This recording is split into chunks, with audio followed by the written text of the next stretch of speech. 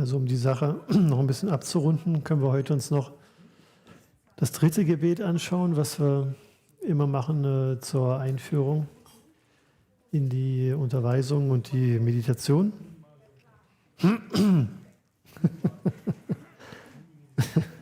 Hallo, hat angefangen. Willst du mein Mikro haben? Dann lass uns wieder mit den einführenden Gebeten anfangen.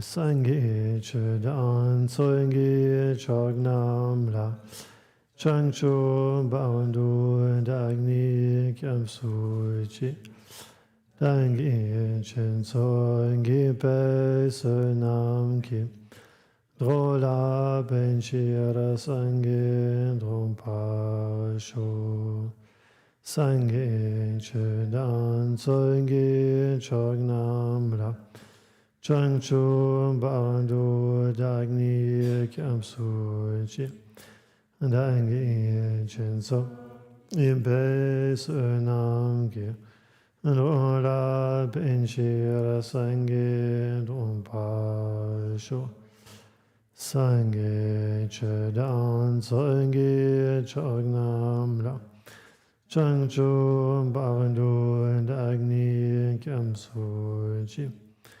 Dangi Chen Soyenge Pe Sonam Ki Drola Benshira Sangi Dumpa Jo Sem Chen Tam Chen Eva Deve Gyodang Dem Pan Gyonchi Dogne Nyan Dogne Vigyo Trevan Gyonchi Dogne Mempe Deva Dampa Damin Deva Gyonchi Nirin Shangda Nidang De Tang Num Jem Ola Nipa Gyonchi Sem Chen Tam Chen Deva Dang Deve Gyodang Dempa Gyonchi Dogne Nyang Dogne Gingo Dang Deva Gyonchi Dogne Mempe Deva Dampa Damin Deva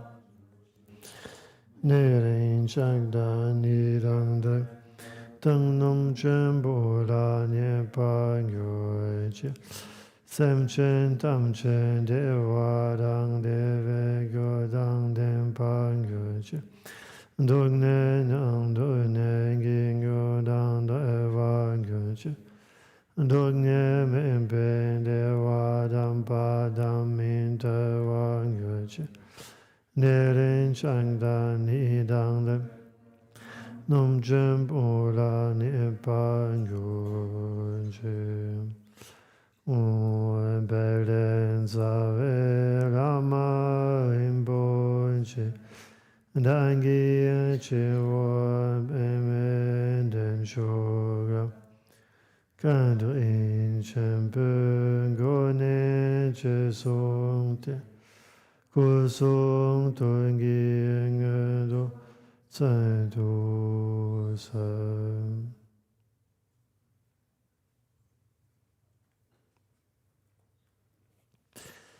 Das passt von daher ganz gut, weil Tilman auch dieses Gebet mit uns zusammen gesungen hat, Rinchen Zawai, also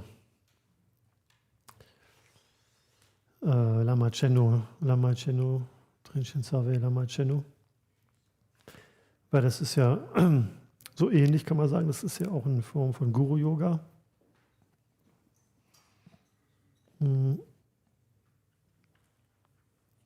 Er hat es schon geschrieben, ja schön. Und wir haben so die gleichen, Wörter, wie wir im Drinchen Savai Lama haben wir auch weitgehend hier mit drin. Pelden Savai Lama Rinpoche. Da haben wir schon den Zavai Lama, also das ist der Wurzellama. Ne?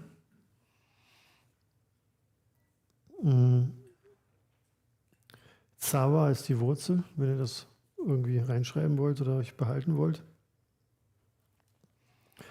Das heißt auch sowas wie die Quelle da, wo der Segen herkommt, wo die Verwirklichung in uns eintritt, kann man sagen. Das heißt auch sowas wie Hauptaspekt, also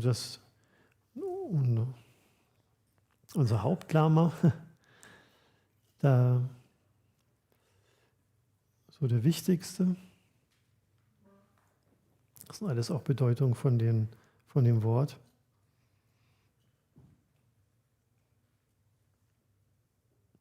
Und Wurzel ist ja auch so der Begriff da wo es in die Pflanze von genährt wird, wo es eintritt in die Pflanze oder in den Baum, ja. Da wo wir den Saft herziehen sozusagen. Das ist so die Bedeutung davon. Und das Wort Pelden, also Pel wurde früher immer als glorreicher Wurzelname übersetzt, jetzt haben wir hier segensreicher. Also eigentlich heißt es sowas wie glorreich oder auch reich an Qualitäten, ja? Also so voll. Splendor und auf Englisch nur so ich weiß gar nicht, wie man das sagen kann auf Deutsch. Wenn das so strahlt von Qualitäten, ja. Glanzvoll, ja. Und bezogen auf die Qualitäten, ne? Pelden und das Pelden heißt versehen sein mit den Qualitäten, wenn man es aufsplittet noch. Und dann haben wir den Rinpoche am Ende, das hört man ja auch ziemlich oft, das Wort. Das ist auch so ein Titel für tibetische Lamas. Und das heißt kostbar, ja. Also Che ist das gleiche wie bei Chenpo, großer Wert, oder? Ja, sehr viel wert ist.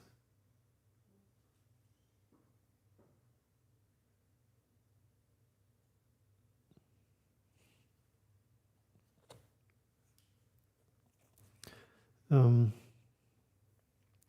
genau, dann kommen wir zum nächsten Vers. Dagi Chiro Peme Den Shukla. Also Dag hatten wir schon mal, das bin ich, das kam schon vorher. Vielleicht könnt ihr euch daran erinnern, das ist schon ein tibetisches Wort gelernt. Also Dagi mein oder bezogen auf mich. Chivor ist der über meinem Kopf steht hier, also der Scheitelpunkt eigentlich vom Kopf. Chivo. Und das Peme Den, also Den ist ein Sitz. Und Pema kennt ihr wahrscheinlich, ist der Lotus. Ne? Das ist dieses Wort. Pema ist der Lotus und Den ist der Sitz. Shuk heißt verweilen. Das Verb verweilen.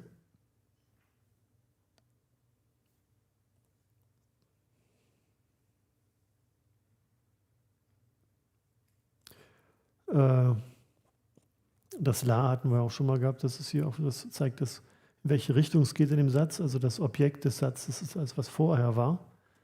Eben dieser kostbare Wurzelname, an den wir uns hier richten. Mit diesem La, also zeigt die Richtung an, wo es hingeht, der Satz. Dann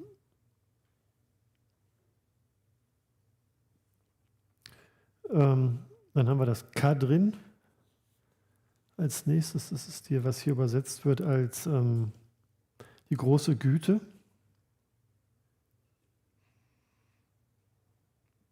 Ka drin Chenpo. Also Chenpo ist wieder groß. Ne? Und dieser Begriff mit diesem Ka, das hat auch was zu tun, das ist was Ehrerbietnis, also das richtet sich gegen jemanden, der wirklich, das richtet sich an jemanden, der wirklich Qualitäten hat.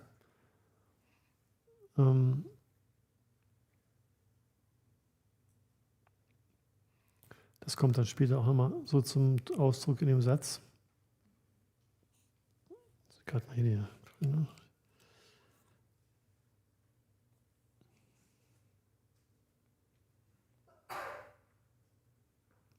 Ja, weil dieses K alleine, das sind auch, wenn man das als einzige Silbe nimmt, sind auch Buddhas Worte, die damit, oder so die Silbe, die Sprache. Das heißt, es ist jemand, der das vermittelt, ja.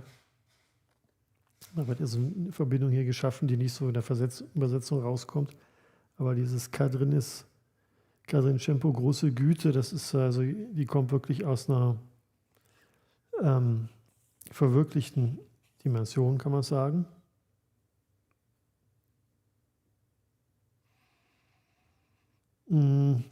Okay. Karen Chenpui Gone Jesungte.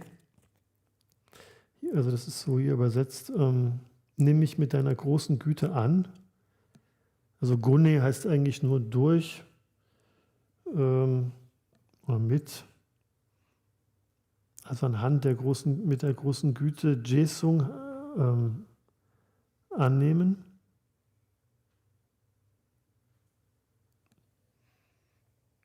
Das heißt eigentlich, dass wir wirklich dem folgen auch. Also Jesung heißt, dass wir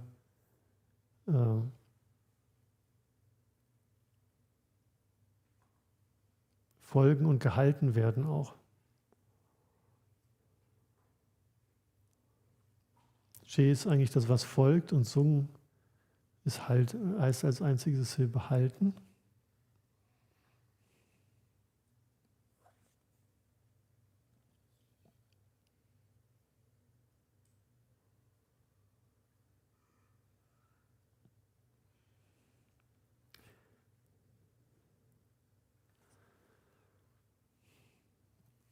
Ich bin ja mal gerne so genau dabei, was so Details betrifft. Also dieses Gone, groß allein ist eigentlich auch eine Öffnung oder eine Tür. Das heißt, wodurch wir eintreten oder wodurch etwas geschieht. Durch welche Tür es kommt, so wörtlich gesehen, aber das kann man jetzt nicht so hinschreiben. Ne? Das ist wirklich ein sehr schöner Satz. Also das heißt, dass wir praktisch durch die große Güte, dass das Mittel ist, was uns folgen lässt und uns hält auch. Und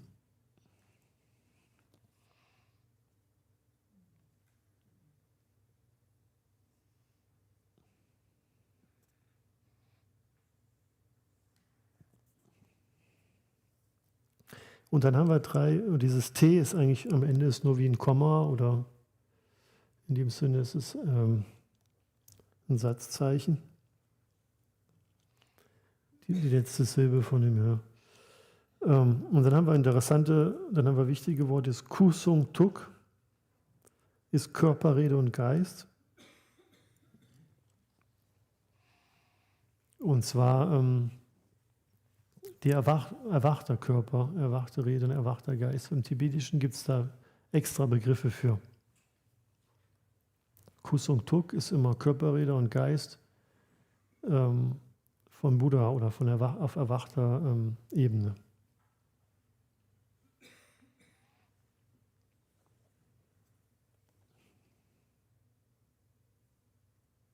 Das ist eine respektvolle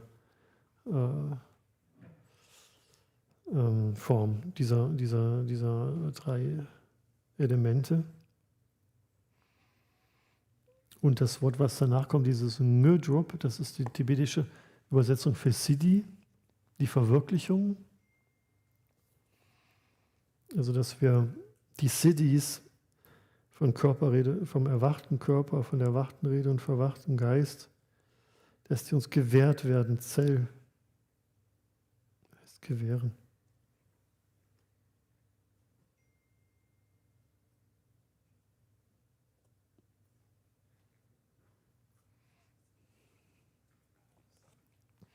Zeldus Söll.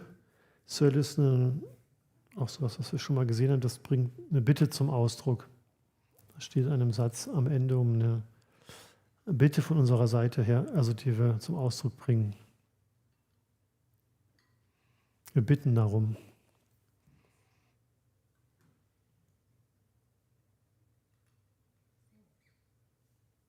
Stöle. Ja.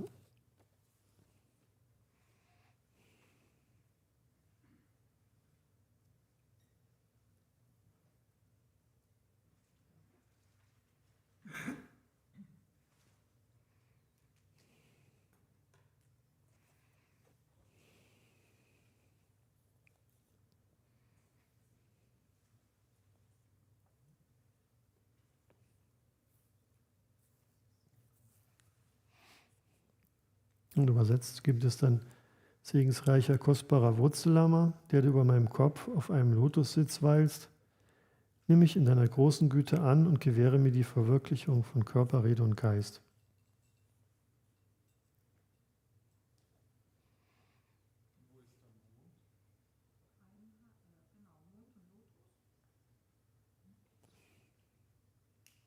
Also hier steht nur Pema, ne? Lotussitz. Es gibt es auch, dass man in anderen Formen den, Dawa ist der Mond. Also es gibt da anscheinend kleine Abweichungen. Ich verwechsel das auch manchmal, wenn ich selber singe, dass ich den singe anstatt den. Also dann wäre das Lotus und Mond. Ne? Aber bei der Version hier wird nur von dem Lotus gesprochen.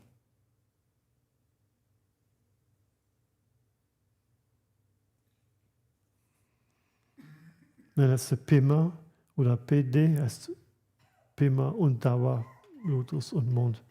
Es ist ersetzt die Silbe einfach, bringt keine, also es ist genau die gleiche Zahl von Silben, ist noch kondensierter dann so. Ne?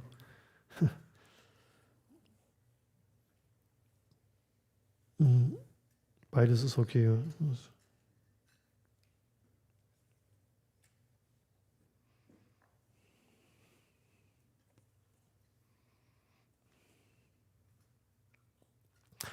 Jo, vielleicht können wir das als Abschied nochmal kurz zusammen auf Tibetisch singen.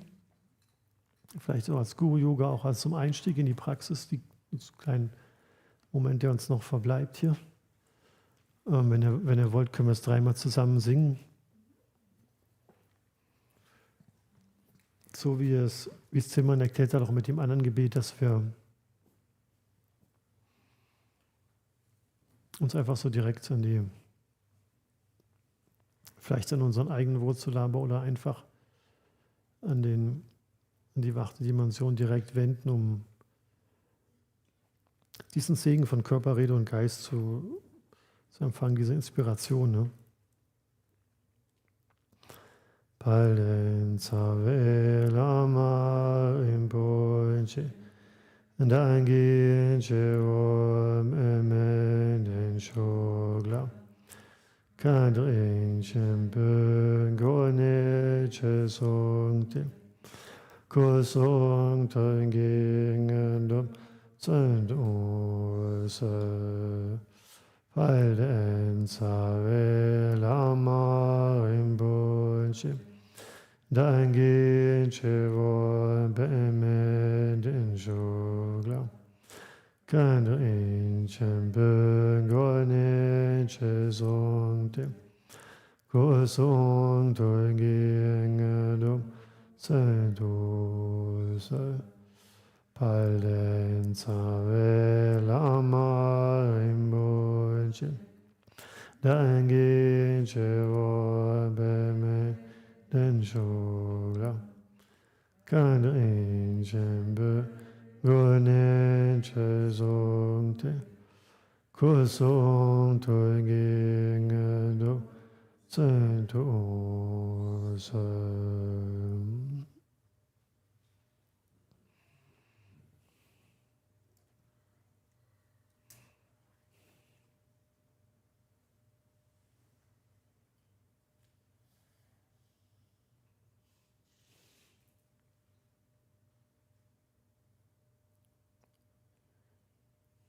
Und bei so einer Praxis von dem kleinen Guru-Yoga können wir uns das auch so vorstellen, dass dieser Segen von Körper, Rede und Geist in Form von 3 Farben in uns einfließt. Also weiß an der Stirn, rot an der Kehle und blau im Herzen für Körper, Rede und Geist. Donc, si on fait ce petit guru yoga, on peut imaginer aussi que c'est en lien avec les 3 couleurs. Vous avez la traduction française, ok.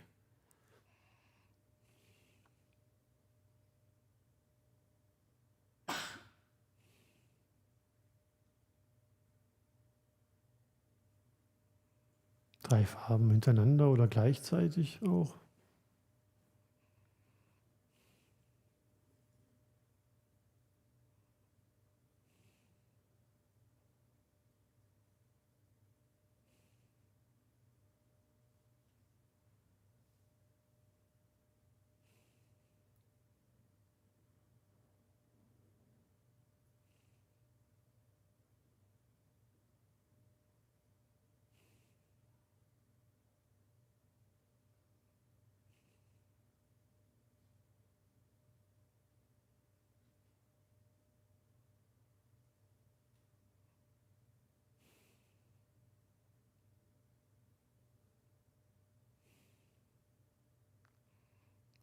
Und natürlich, dass sich auch alles wieder ganz komplett auflöst und in uns verschmilzt.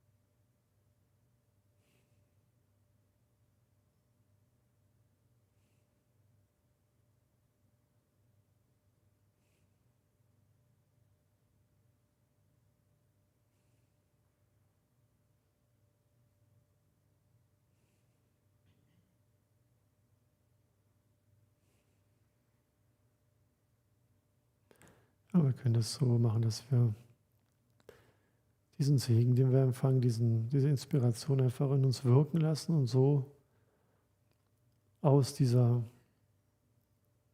Inspiration meditieren, ohne dass wir irgendwas künstlich erzeugen.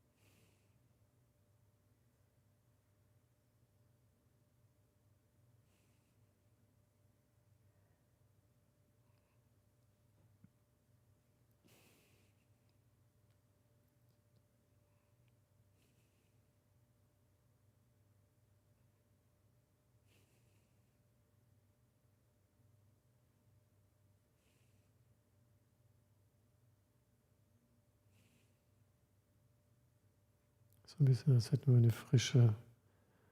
frische Luft bekommen durch diese 3 Lichter, die in uns eingeströmt sind.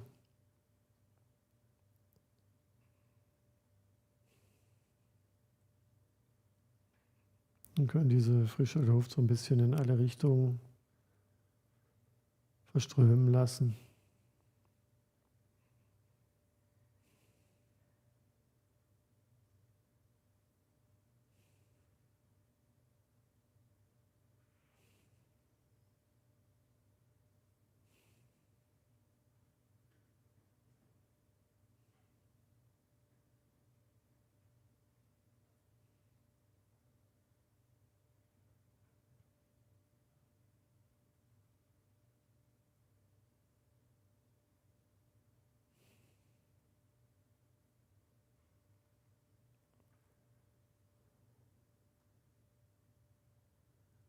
Ich denke, ihr habt im Laufe der Woche sicherlich erfahren, wie wichtig es ist, dass man dieses Annehmen und Geben nicht mit zu viel Wollen praktiziert. Wie stark das sein kann, wie viel das auslösen kann in uns.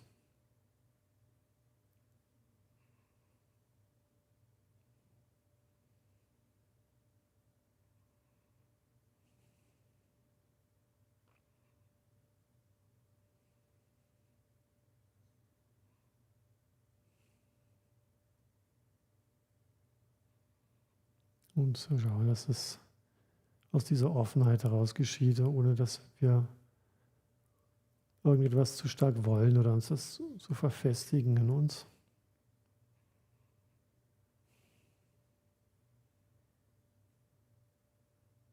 Immer im Fließen bleiben.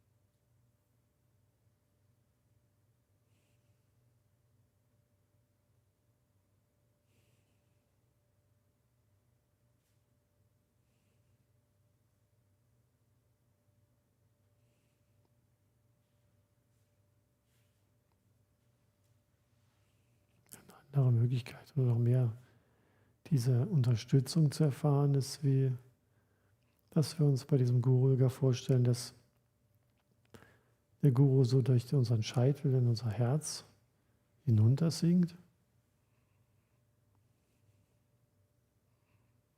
und in unserem Herzen sitzt.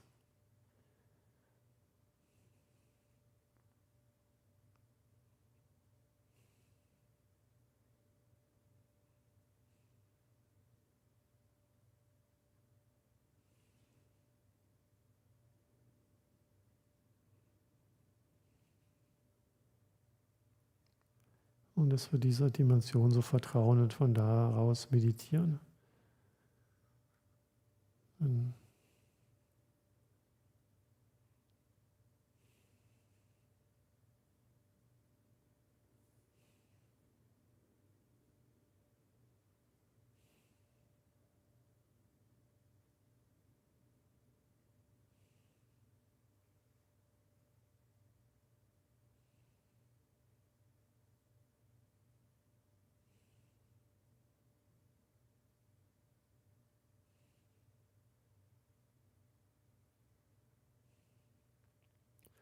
mit den Qualitäten, die in dem Gebet beschrieben werden, die strahlenden, segensreichen Qualitäten, die ausstrahlen, und der großen Güte, Wohlwollen.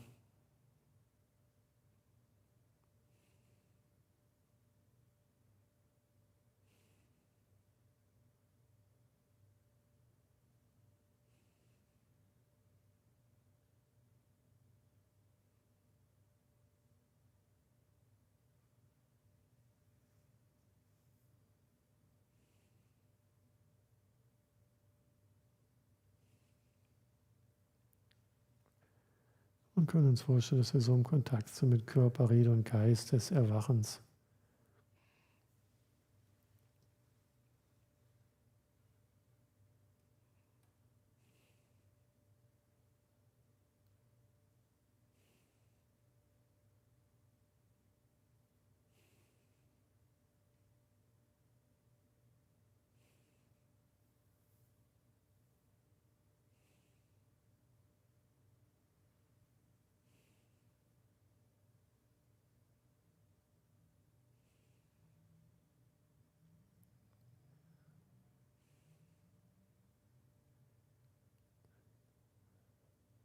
Das kann durchaus auch eine etwas kraftvollere Präsenz sein, so die uns, wie es heißt im Gebet, die uns hält innerlich und stabilisiert.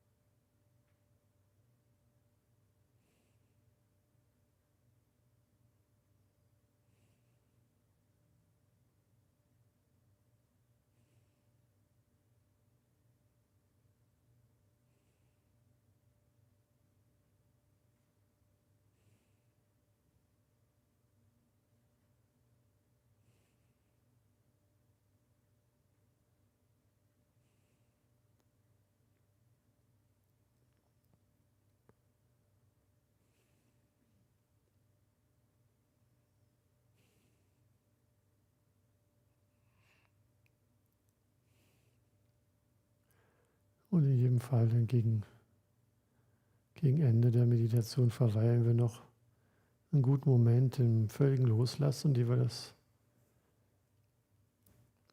alles sich auflösen lassen und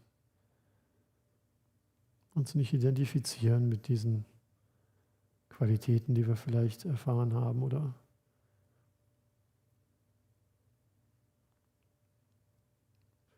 dass wir es hergeben und schenken an alle Wesen und uns nicht damit identifizieren und einfach in dieser Offenheit bleiben, ohne irgendetwas zu kontrollieren.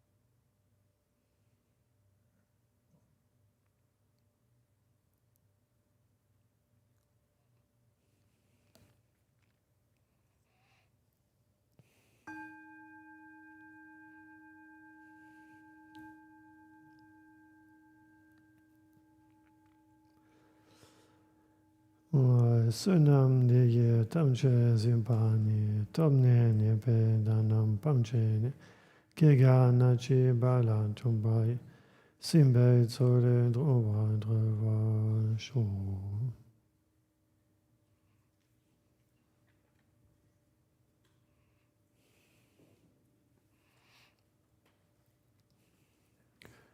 Die Widmung muss man irgendwann anders dann mal machen. In der Zukunft.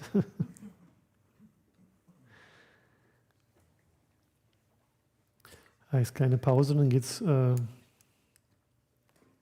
weiter mit Tillmann und Steven, die kommen. Knapp eine Viertelstunde.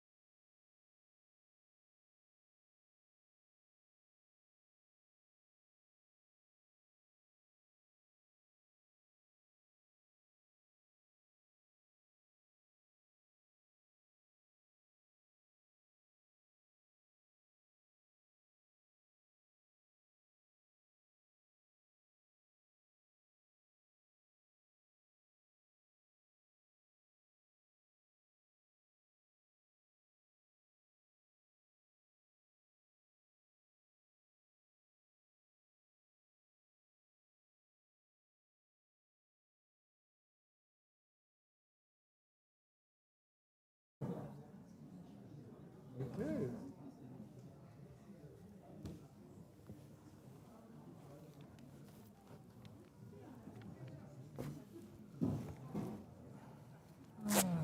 Yes, you're familiar with these? Yeah, different kinds. Yeah. Different kinds.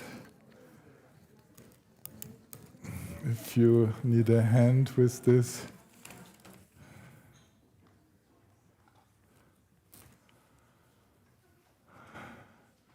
take it. Look. Hoopala. Like this. Okay. We will try to do it this way. Okay, this is one ear. Can you take care of the other ear?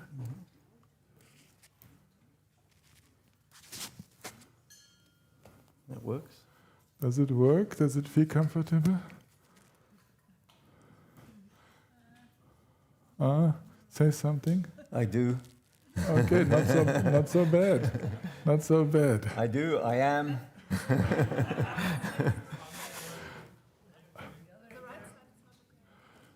This one? Ja, Delia, schau mal.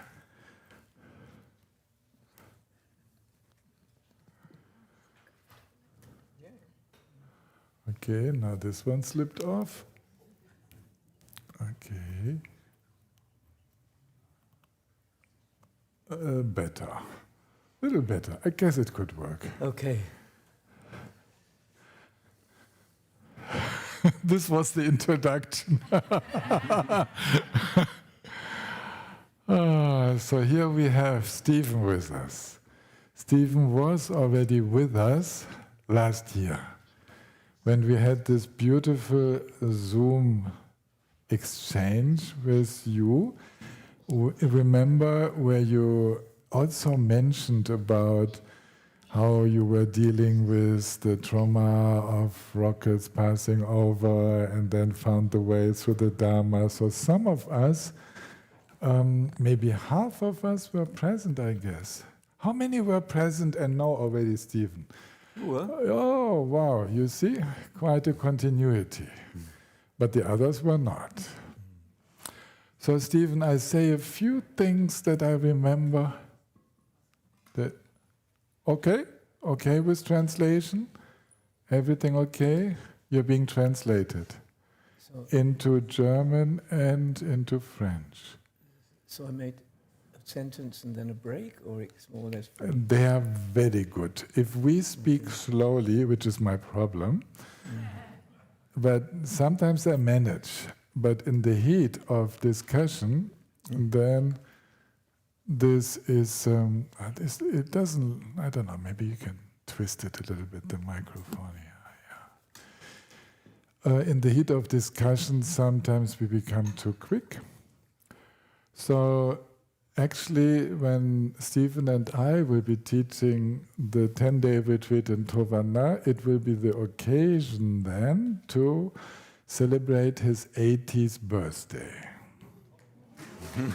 Yes. And this is a life which was completely dedicated to Dharma. And what I remember is that you were around 30 years old when you met your wife in Varanasi in India, something like this, and you soon after decided to move to Israel. You're of British origin and you decided to spend your life there.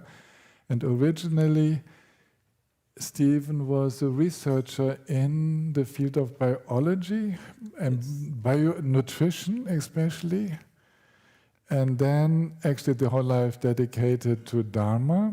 And he's the founder, maybe you would say co-founder, but you're being seen as the daddy of the Insight Meditation Society in Israel. So the Vipassana movement in Israel is largely due to your inspiration, and all the rest I would love you that you could add, because I can only make mistakes if I continue. And Okay. I want to add one thing. I appreciate you. I visited Stephen in his house. His house is some 30, 40 kilometers from the Lebanese border, actually originally quite arid ground, and he built his whole house with stones from the land with his own hands. And that was an additional very inspiring element to me. Okay. I'll add a little bit. Yeah, I'm British, and I actually went to India to teach in Indian University in Varanasi, biochemistry. But actually I got captivated and taken away by the sadhus and the craziness of Varanasi. And that was the beginning of, I would say, more formal spiritual journey in the Buddhist sense. There I began to meditate and so on in India. That was 75, 76. So I've had quite a long track. It's really 50 years of practice. And actually, I came to Israel with my wife, visiting, and I never wanted to live there. But we found a small group who had a dream of a community based on Mahatma Gandhi. And we worked together, and the idea came to start a whole village based on Mahatma Gandhi teachings of self-sufficiency, of doing things yourself, of having no electricity and no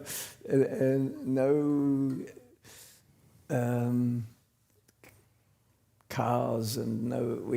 We went right back, but also peace and ecology and awareness. So we started a community which now has 1,000 people in it, and keeping more or less on the same track, maybe less, but so that's why I stayed in Israel to establish this community, which is less than 30 kilometers from Lebanon. It's like 10, 11 kilometers from Lebanon. Yes. And it's scary. I won't go into all of that again, because some of you have heard it, although I will this evening. I do want to address what do we do in times of conflict? Because conflict is not just in Israel. Israel is a hotspot. Middle East is a hotspot. But there's nowhere that escapes from the increase in heat, conflict, fear, insecurity, and it touches all of us in the planet. And so what I want to do this evening is really address that for you. Not talk just about there, but to talk about us. Because it's our daily life. When you get up in the morning, what's the first thing we listen to, we hear, it's more conflict, more insecurity, more uncertainty, more confusion. So I think that my experience in Israel, I can bring to all of us here. So what I'd like to do is we'll start with a meditation, and then I'll give a guided meditation, a short one, and then I'll give a talk about the issues, and maybe then there's a time for a short break, and then we can have questions. Be happy to have any questions that come up. I understand that there's another session with everybody on tomorrow. Full 3 hours. Okay, so I'm going to deal today with the issue I mentioned. Tomorrow I'd like to address something different, which is a little bit what I understand from Lama Tillman has been working with over the last week. But I want to address it in another way. Tomorrow I want to address the issue of the dialogue between Buddha nature and human nature. How do they talk together? It's fascinating, and I've been kind of interested in it in different ways, of course, all the years, but in a certain sort of taste of it in the last year. So that will be the subject for tomorrow morning, the dialogue, discourse, conversation in us between our Buddha nature and our ordinary nature, our human nature. What is that like? So that will be tomorrow morning.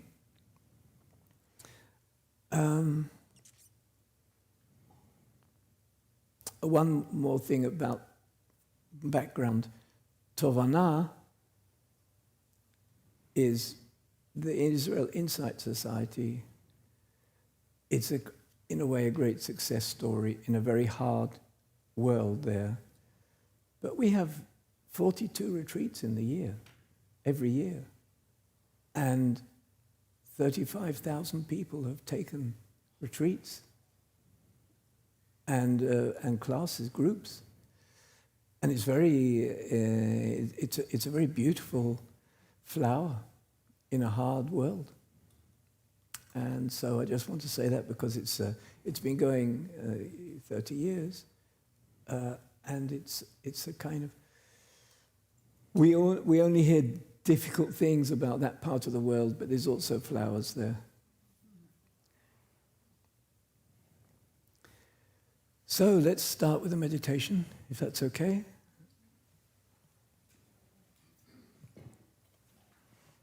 In case you need this, I put it close to you. Oh, There's a watch over there. okay.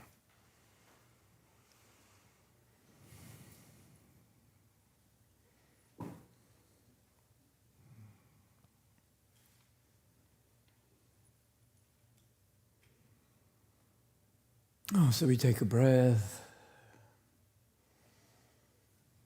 and relax and soften everything. And take another breath, and on the out breath, settle down.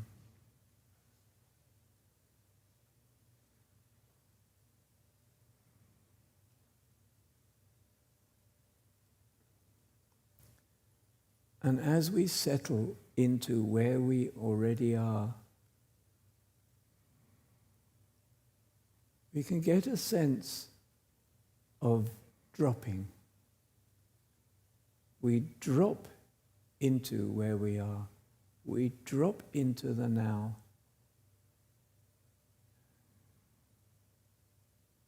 It's a slightly different movement from trying to get somewhere. It's just dropping into, deeply coming home to where we already are.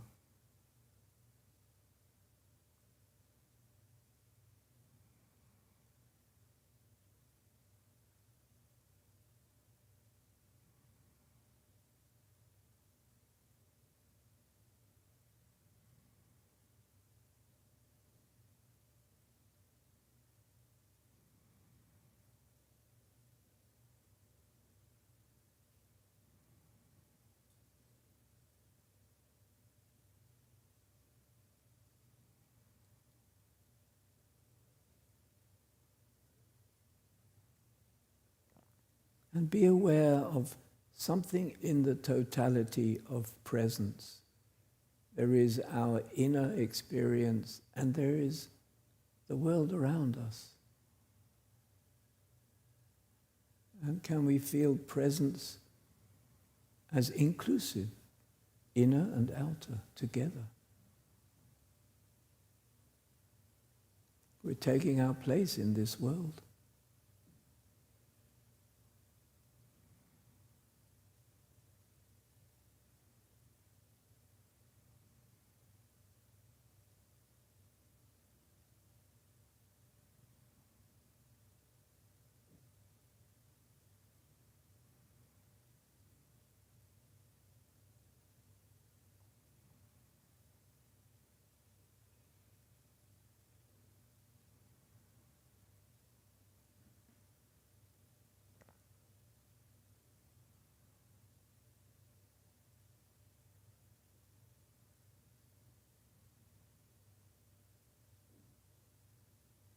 And we let go of meditation as being something to be done.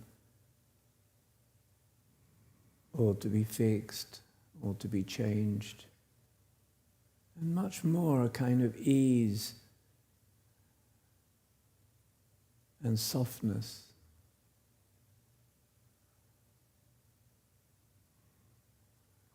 Of being where we are.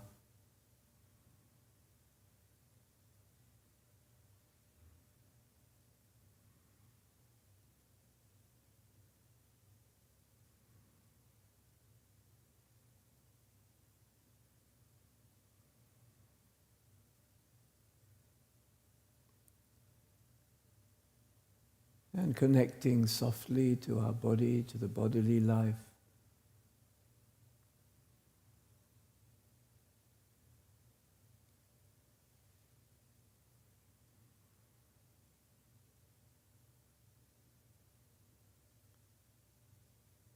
The breathing, the life of the cells, all our cells and tissues are all telling us we're alive.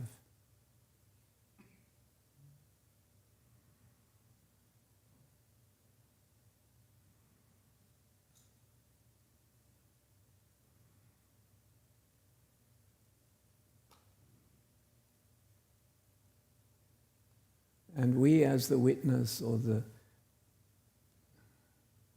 center, we are listening to the voices in the body. We are there for all the voices in the body that are telling us. The hands, the tummy rising and falling, the breath coming and going.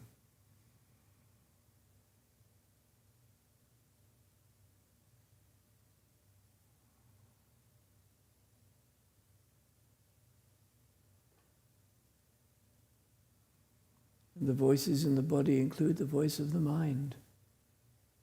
Thoughts come and go too. They're also telling us we're alive, says our mind.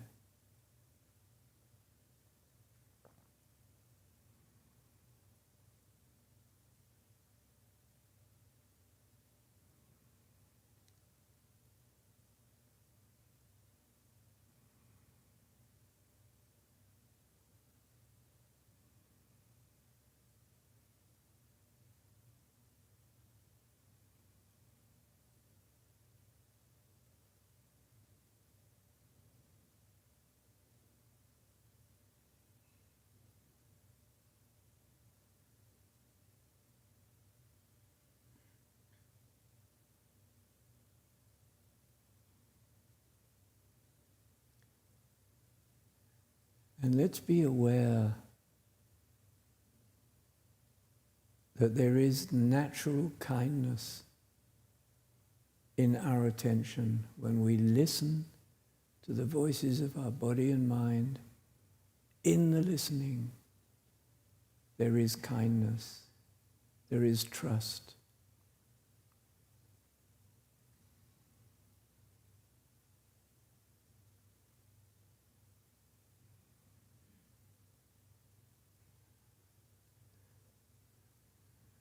And it's important that we experience meditation as also an experience of trust. We trust this breath. We trust this life within. We are there for our being. We are close to, we are holding, we are embracing our life. And it's one immediate answer to all the difficulties and struggle that we face in the world. Right now, close to us, in our own being, we experience trust. Sadha. Trusting this breath. Trusting our body. Trusting our being.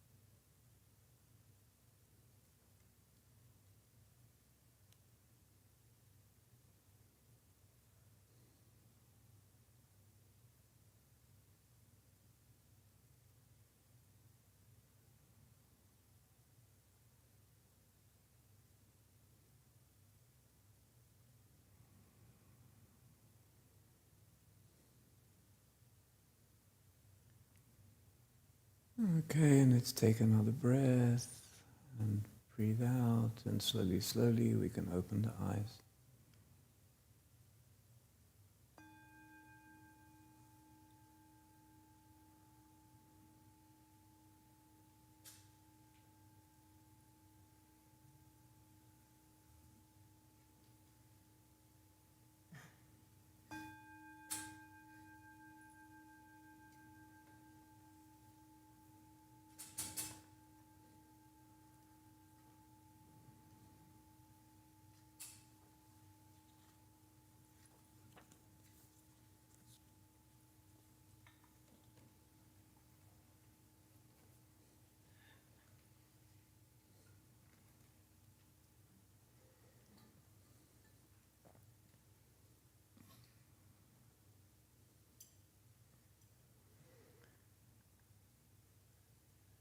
So I want to talk a little bit about my experience in Dharma inside basically a war situation, and how it might, how we might take lessons from that for ourselves. And I gave it, last time I was here a year ago, I gave some stories, so I will not go over them again. But I have to say that for 3 years, we've had sirens outside my house and bombs and rockets falling around us, and air raid sirens every day, maybe 6 or 7 times a day. And so it's kind of a strong stuff. And mostly, the practice of equanimity was the number one practice for me. That the sirens cannot destroy me. It was a sense that there was a siren outside. I heard it. My body reacted. My body is biology. It reacts. But the equanimity is such a beautiful practice, and as much as you can explore that, it's really, really helpful. We can explain it that things don't work inside us. It's not that I was pushing it away. The sirens came in, the bombs, the rockets, bangs, and so on. They came into the body. There was reaction in the body, but it didn't do anything more. That's it. It didn't work inside with views and thoughts and anger and fear and running off to somewhere else, and So I was there in our village with all of this going on, even when many, many families left. I was needed to feed the dogs and the cats that left behind, like the old folk. So equanimity is a very powerful practice, and I'll mention it again. And the other thing is, every boom and bang and rocket, up to us, for us it can be like the stick of a Zen master saying, wake up, wake up. This is super vulnerability. This is super fragility of human beings. So it really can be a wake-up call. And sometimes when I kind of lost it a bit, and it did feel, it's too much. Then I would remember that wake up. It's a wake-up call. And I go into deep practice and kind of refresh the equanimity. It needs attention. So here we are in the Western world, and in one way or another feeling the insecurity and the uncertainty and the vulnerability and blame and guilt and feelings that life isn't working as we want it to work. And sometimes I get a lot of responses from people saying, I can't meditate. I'm too agitated. I'm too disturbed. I can't meditate. And that needs to be addressed. Because if there isn't time when meditation is needed, it's now. And if we say, I can't meditate, then there's something that we need to look at.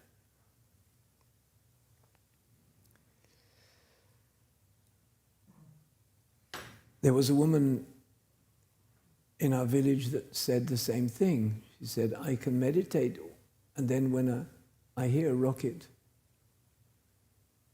everything goes to pieces. I become a total jelly, like a child. I have nowhere. I've lost everything. I'm not spiritual anymore. I have no meditation. I have nothing. And then I can slowly bring it back. And I think we need to kind of be aware of the duality there. If we think of meditation as something peaceful and nice and working for us, and then the rest of life is just a crazy tsunami of uncontrollable influence, then we got to really, we're stuck with the duality which we need to pay attention to. So the first thing I want to say is meditation, mindfulness, isn't a technique. It isn't just an experience. Mindfulness or awareness practice has to feed our personality. It has to renew deeply who we are as our personality. It has to feed into the personality. And so mindfulness itself is not at all enough. And it's an important message. We need Dharma. We need the whole picture. Meditation is 2 parts of the Eightfold Path. And there's 6 more that are not meditation. Our meditation is inside, but there are other things. How we speak, how we act, what we think, what is our intention, how we live. So we really need at this time to understand that meditation isn't the solution by itself. And some people who are kind of think it ought to be, well, if I practice meditation, then surely I can adjust to this world. It's not enough. So meditation has to be an invitation, and sometimes it's not. Even if you don't feel like meditating, forget it. Work with something else, and the Eightfold Path. I remember people going to demonstrations out in the street, demonstrating against violence and war. And they say, how do I go to a demonstration without screaming and shouting and anger like everybody else? From a Dharma point of view, what do I do? And the answer is, it's a perfect practice of right speech.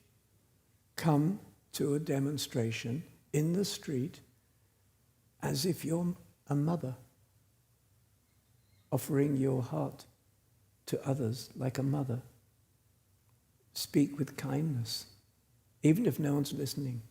Doesn't matter. Your speech goes out into the world. Small things like that can make a big difference. We think we want to make a change in the world. Yes, we all do. But sometimes we can't measure that. We just have to let our speech go into the world in the right way. And then we trust. That's it. We do what we can. So here's an example of deep practice right in the middle of a political demonstration against the war, which is not about meditation. It's about how we speak, how we act. The steadiness that we can offer to others, sometimes in silence.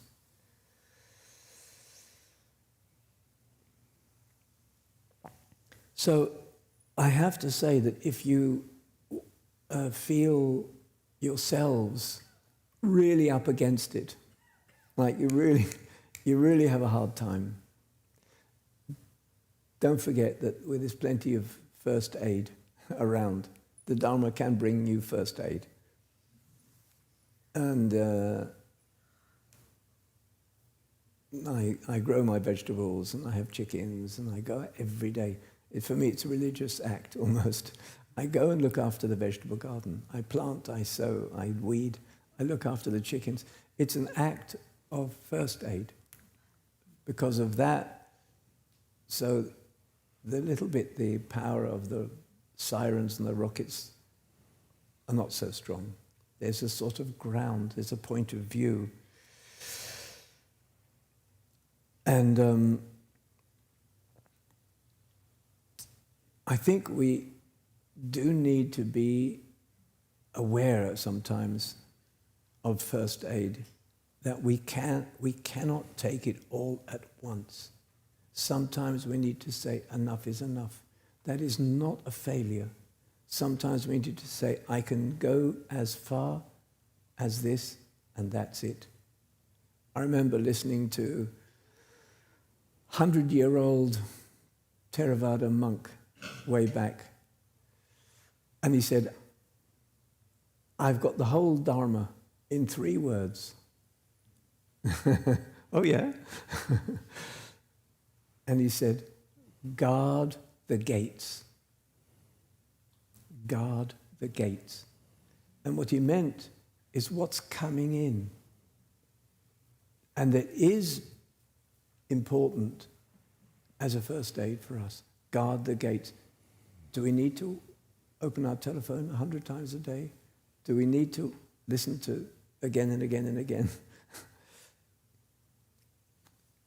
the violence around? Yes, we need, but how much? So there is a place where we can actually wisely limit the stuff that we find impossible to process, and limit it, guard the gates. So that's, I would say, first aid. And as we practice, we need to guard the gates less and less. As equanimity grows, then we need less guard, we can take more. So it's dynamic. But just be aware that that's possible. And another thing is to be very, very careful what steals our attention. That's also first aid. We can begin to see how much our attention is stolen by all that stuff, by the digital world, by others, by the discourse out there.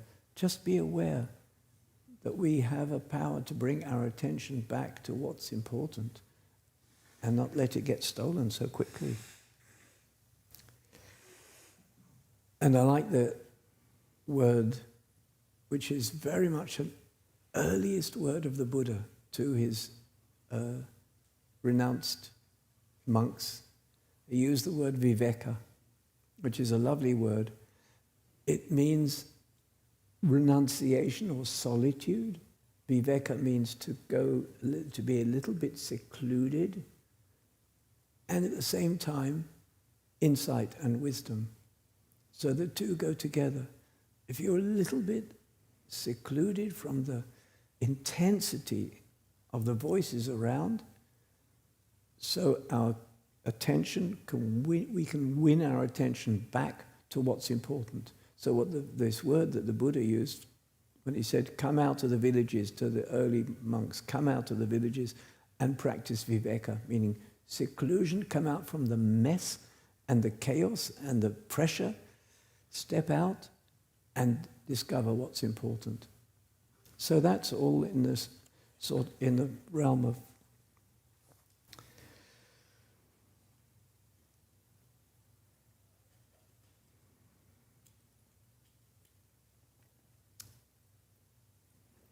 we've done years and years of workshops and retreats, shall we say weekend workshops with Israelis and Palestinians for years, maybe 15 years, and in the Palestinian territories. And we went again and again and again, bringing groups of Israelis to sit for a weekend with Palestinians. And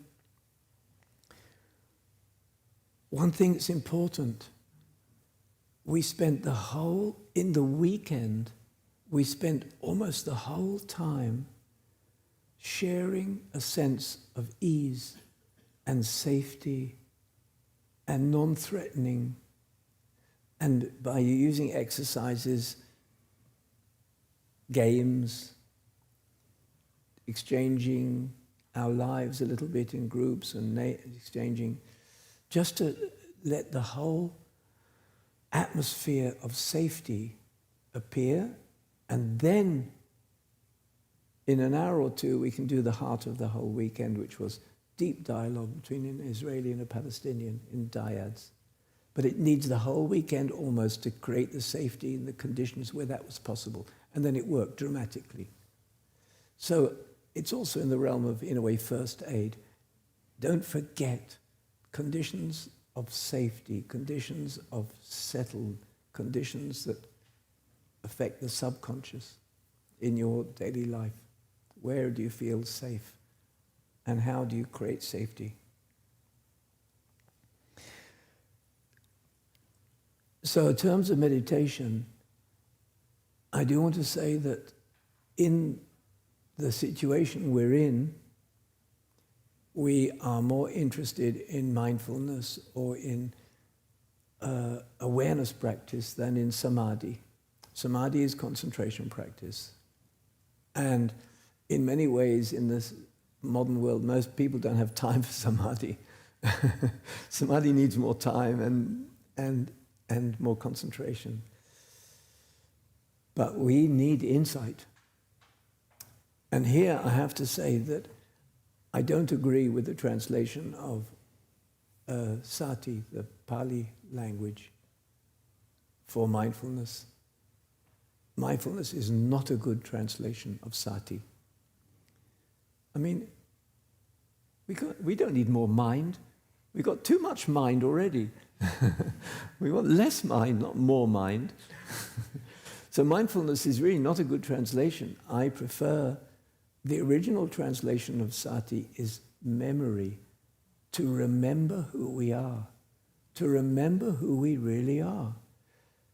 So this insight is this way of looking at our meditation practice as memory of our big being, our big heart, our big person that we are, that we forget because we're contracted into a kind of functional life and a digital life and a busy life and a conflicting life and struggling. But we're big people, each of us, all of us. We're big souls. And so the insight practice is a way of opening our big soul. And I call it remembering. And I think it fits the original. And what we did now, remember that we're at home. Remember that we can keep arriving home to ourselves, to our being.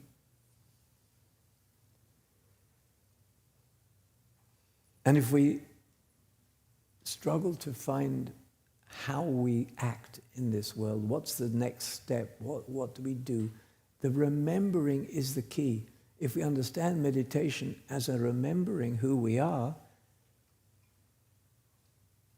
it will tell us what to do. We get stuck, we don't know to go left or right, we're in the middle of who knows what, and how do I sort this life problem out?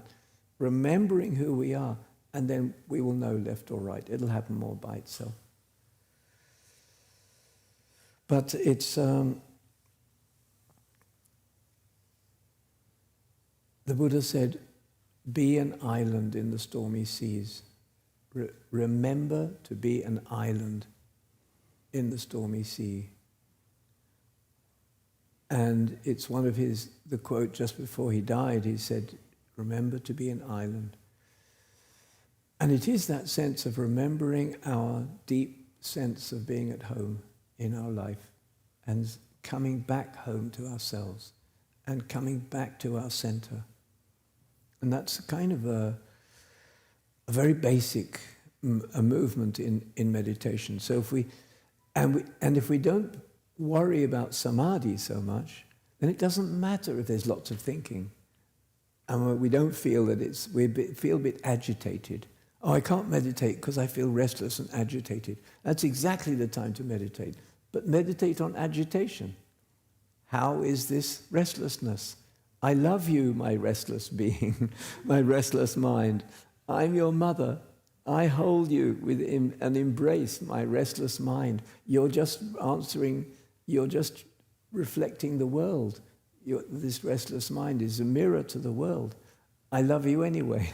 And it's a different way of practice. Of course, samadhi is beautiful. And I don't want to say anything against samadhi. I've practiced so much samadhi in my life too, and all of us. But just be aware that meditation for us can be reconnecting with our big self as it is, including restless, that we can't sit for more than 10 minutes.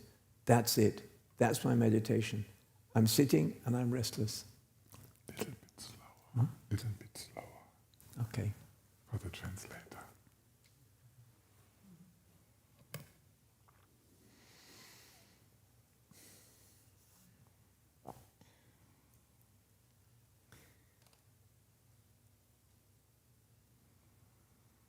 And the meditation I did at the beginning, emphasizing trust.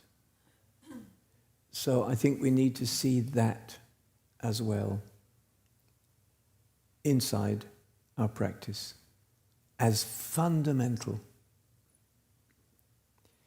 When we pay attention to the breathing, to the body, or to the mind, what is actually happening is we are going there, to the mind, to the body. We are going there and we are meeting our mind and meeting our body. That's an act, to use a big word, act of love. But we can just call it the sense of deep listening and connecting. We can't connect with the breathing if we're not for it.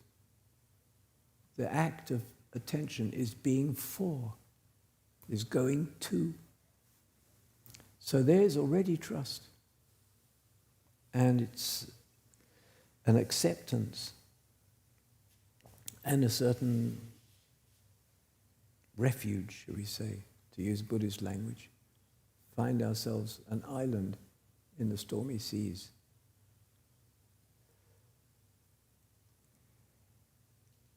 And by the way, when someone asked the Buddha, okay, be an island in the stormy seas, how do you do that? The Buddha didn't give esoteric practice. He said, if you want to be an island in the stormy seas, just come back home to this breath. Come back home to this body. Come back home to this feeling, to this thought. He went back to the Satipatthana Sutta, which is fundamental connecting to ourselves. So it's this act of coming back home is powerful. Reconnect, remember.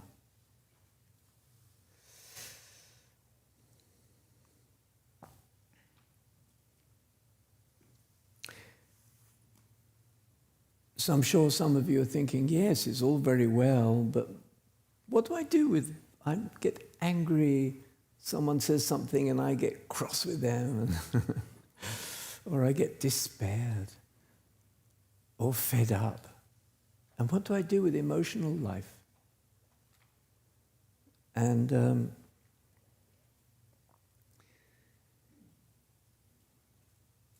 we have to trust the emotions as well. Our emotions are, as in the Buddhist text, the quivering of the heart. The heart is quivering with the world. Emotions are windows to the world. Emotions are the way we vibrate with what's happening. The heart is immediate. It's quicker than the mind.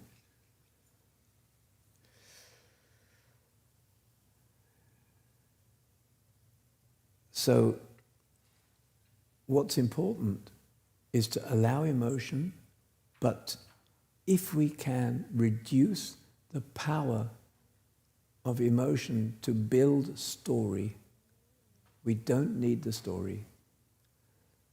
The victim, blaming, I'm like this, I'm like that, they're like this, they're like that.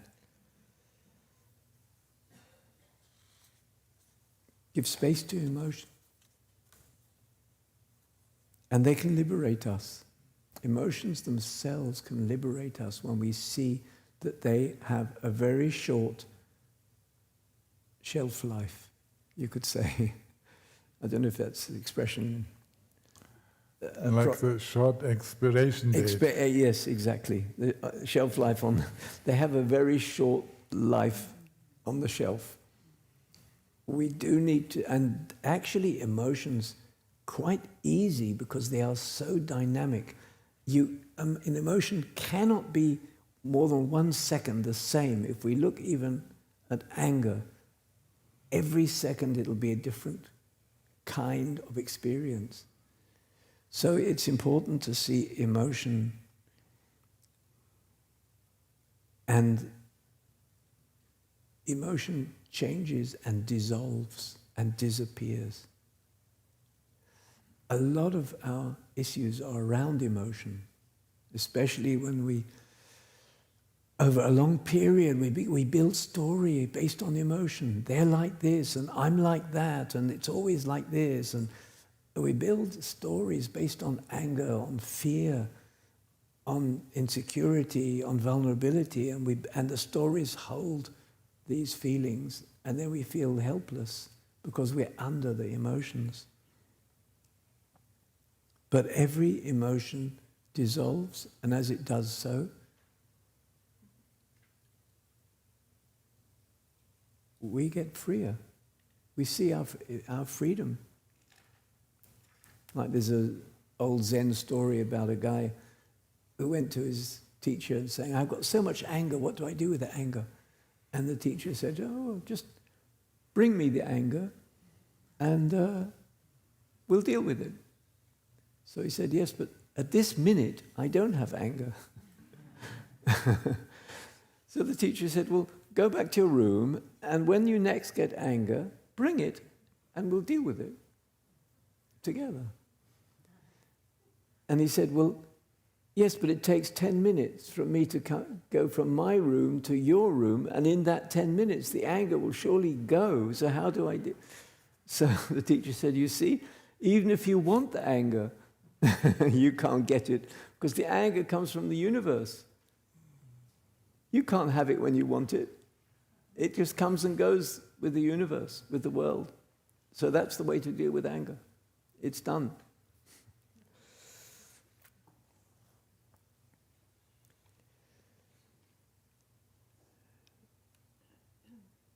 So we can feel our life of feelings is important to us. We slowly, slowly move feelings, and I understand that today you've been practicing the Brahma Viharas together. The life of feelings is important to us. It's our sensitivity to the world. Slowly, slowly, we can replace feelings that are struggle for us with feelings that are kinder, more open and more steady. One of the most beautiful poems I know about this is written by a Palestinian poet, and it just simply says, in the end, only kindness makes sense. And you look around and you see where there's no kindness, how hard everything turns. Everything becomes so hard. So only kindness makes sense. And I think if we have that as a mantra, put it on your fridge. then the emotions, they in a way all boil down to kindness, because they're our connection to the world. The last word of the Buddha, actually before he died, two of the monks, the last sentence he said before he died, at the age of 80, all compounded things are impermanent. Everything compounded, meaning made up of everything else. Everything is made up of everything else. Practice appamada seriously. And appamada is mindfulness, sati, awareness, with kindness, with care. And that was his final sort of instruction.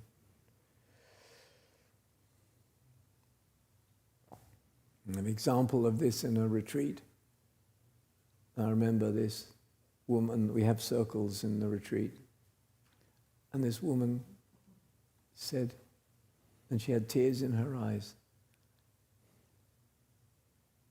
I spent 20 minutes watching one ant trying and failing to take a stick and put it in the nest of the ant's nest. And I just sat there watching this ant trying to put the stick in and failing. And I started to cry. And it just was an image of this, in a powerful image of awareness with care. Awareness with care. That's our feeling life.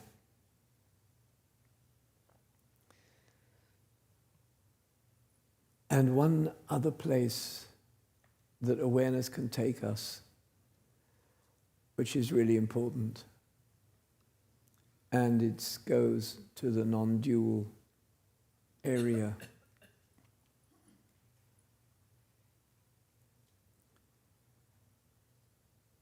It can help us to go to a place of the point of view or the point of reference, which is usually us and what I need and what I have to do and what I have to struggle with and so on. As much as our point of reference can be beyond the person, we will find ourselves able to be in the middle of any situation in life. It's very, very fundamental. The non-dual teaching, which is, you have a great non-dual teacher right here. I'll give you an example. And I think I did give it in this talk a year ago, but I'll give it again. I was standing on the hilltop and looking at the sunset. And all of a sudden, 2 rockets came up between me and the sunset. I was with someone else at the time. We were watching the sunset. 2 rockets came up from the... they were interceptors. And they were near Haifa. And we were in the Galilee watching this. The rockets came up and burst. Bang. And it was so clear that the sky couldn't care less about humans and their stupidity and their violence.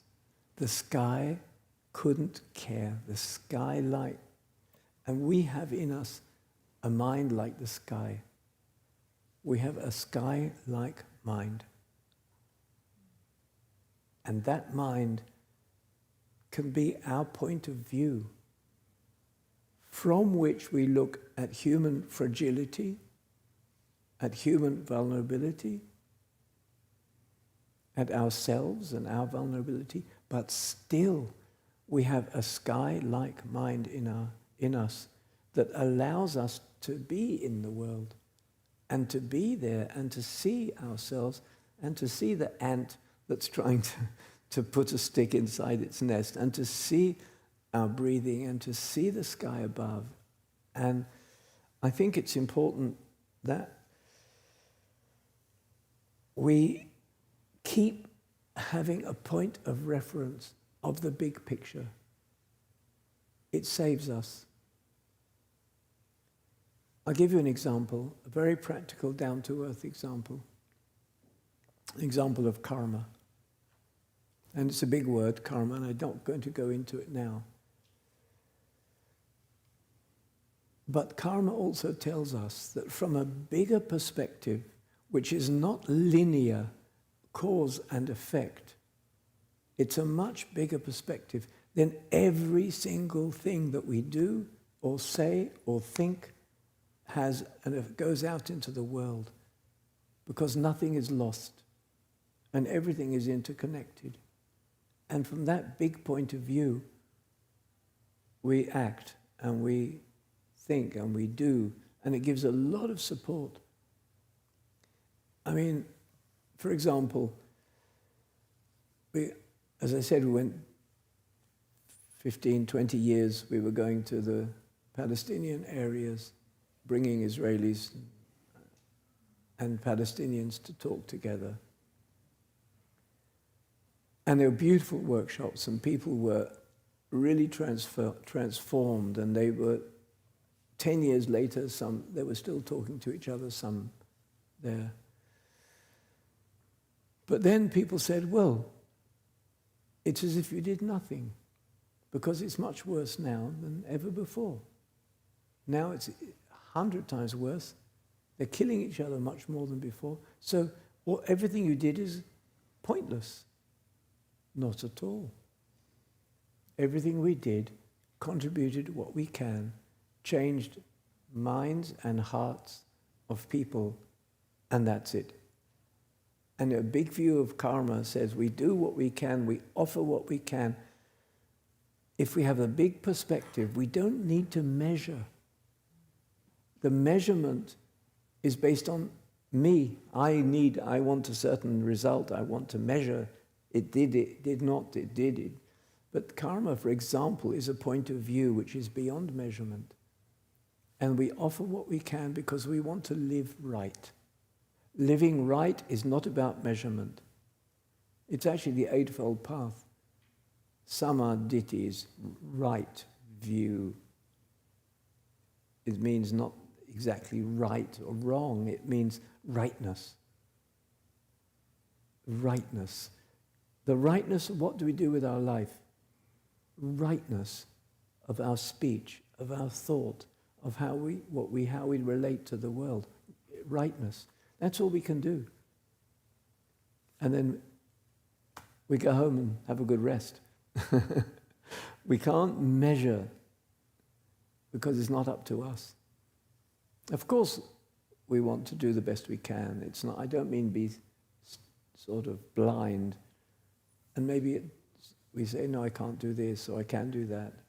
But there's something, a big point of view, which is really helpful. And generally, coming out of a personal point of view in this time of struggle is really needed by everybody. We all need to come out of a personal point of view. To be in the world of being, of isness, of presence. And from there we act, and from there we try and understand the world, and from there we are with difficulty, and from there we... it's not that I don't go out in the street and meet people in the street that say, we have to kill them all, we have to kill them all. So what do I do with that as a Dharma practitioner? I meet someone in the street, we have to kill them, we have to wipe them out.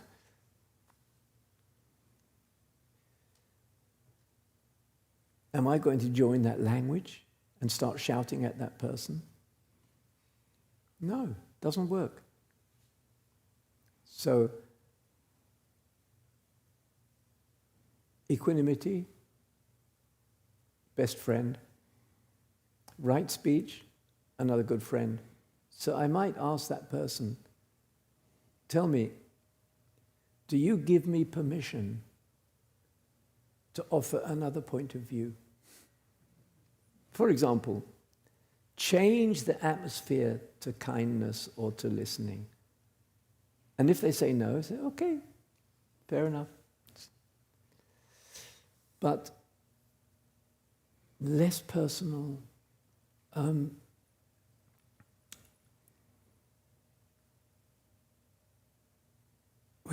We have to go beyond the sense of personal conflict, us against them, them against us, and just into the presence of this. What is happening right now? What's the possibility in this moment? Some people ask me sometimes, what's your strategy? Actually, my grandchildren sometimes, they say to me, how do you deal with this and how do you deal with that? And my answer very often is, I have no policy. I just want to be entirely unpredictable. So you have no idea what I'm going to do next. That's the best solution, and actually they behave very well because of that.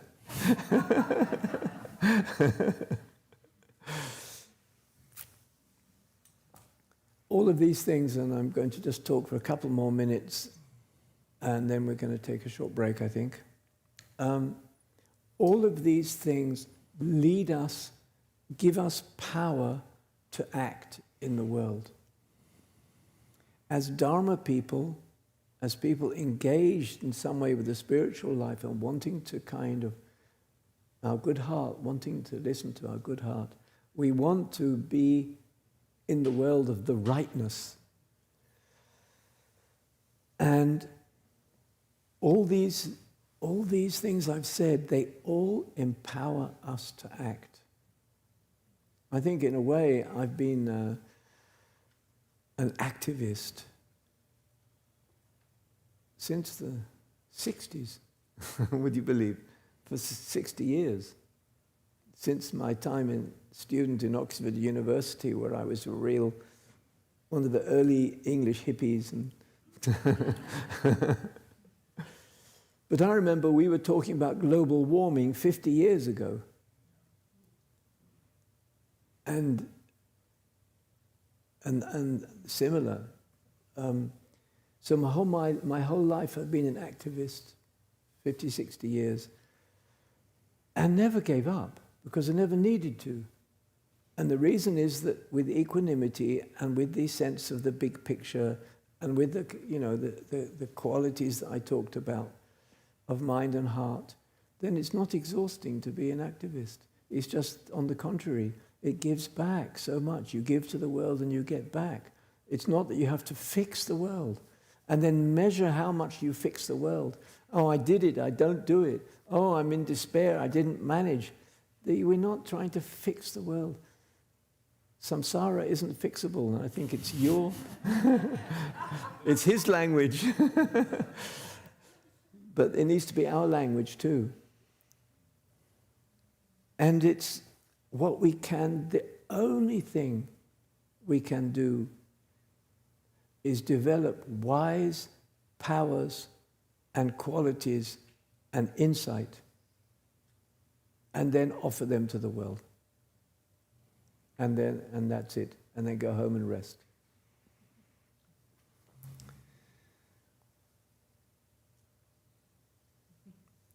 And we can be models in ways in which we don't really know how that works, but we can be models to others, just the way we are.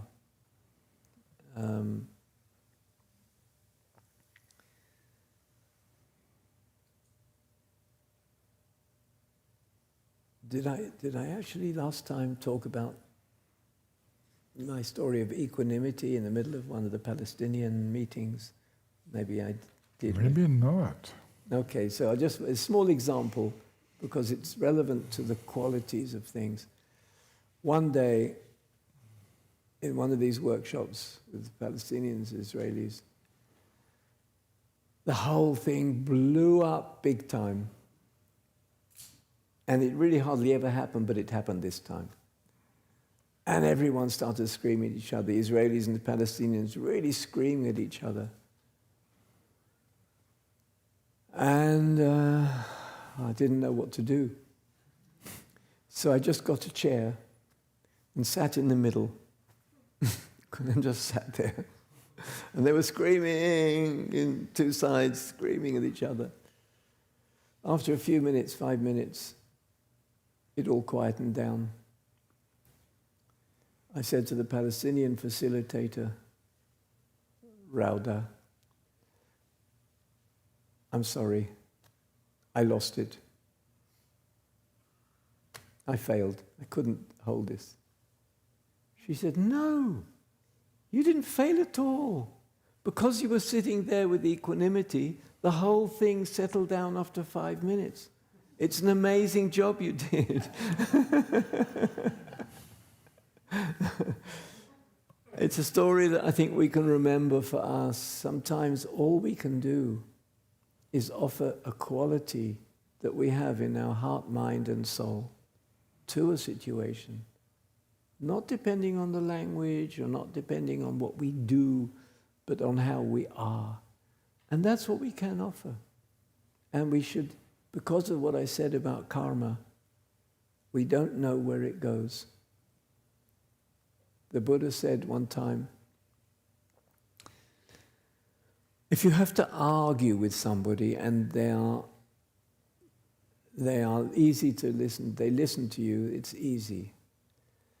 If you have to argue with somebody and they have very strong views against, but they don't have strong emotions at that time, well, you can do it, but it's hard work. It's tiring.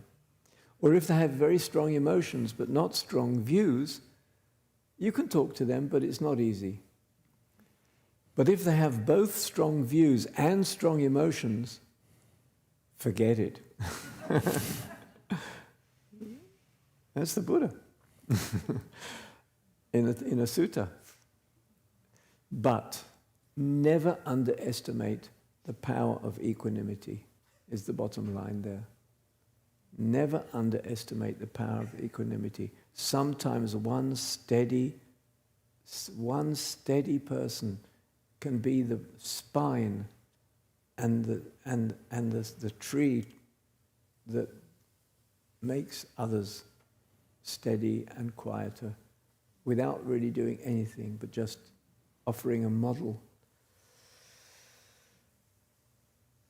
So that's more or less what I want to say. A final word in terms of us going out in the world. I think we can be available.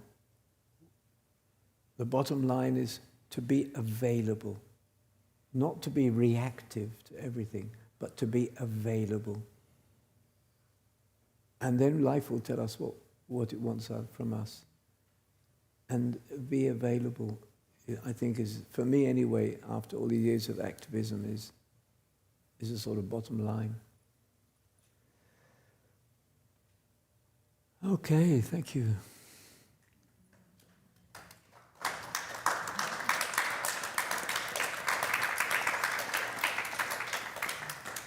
What would you suggest? How long should the pause be? It's up to It's how much time do people want? well, don't ask that. Oh. Now, how 10, 15 minutes you decide? Yeah, okay, that's fine, sure.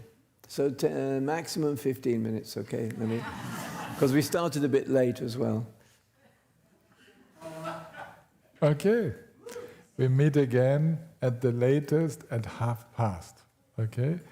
And maybe Tobias, you can check the translators, how long they are available, because there might be a little extension there.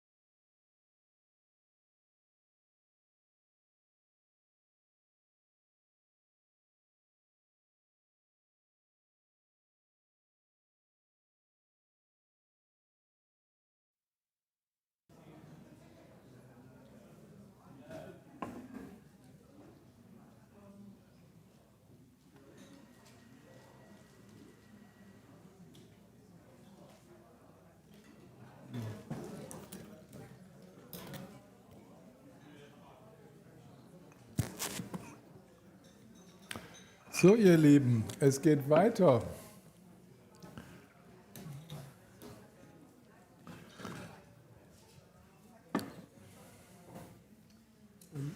So I have questions and Imp- then with a meditation. Well, if you still have time, we will see. What did the translators say? How far are they available? Until which time? A little bit over 6, after 6, little bit? Yes. Sorry, I didn't get that. They wish that.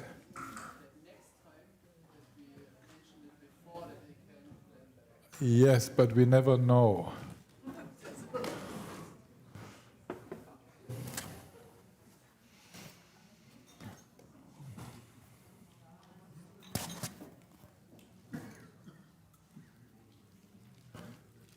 You want to know how it was fiddled around you? Yeah, that's one way to fiddle it around, but then you have to turn it like this. The way it was like previously, this is how it was. This comes from behind. On your, yes. You put it on me. Yes, okay, I have to. This. And then I go like this. This is left ear I caught. Now right ear you have. It's okay? Yeah. Yeah? Okay. Good. And if it's not tight enough, one can push it behind a little bit, make it tighter or wider on the rim. Yeah, here on the rim. Yeah, okay, looks good, looks good. Yeah, if it doesn't scratch your bib. Yeah. Okay, the picture is still frozen here, the Zoom.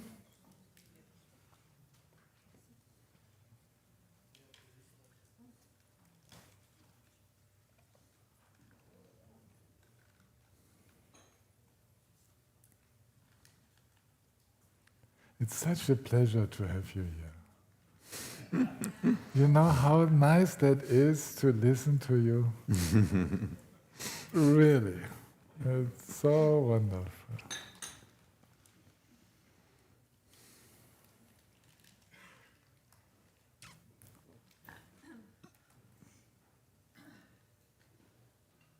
So I'm happy to have any questions,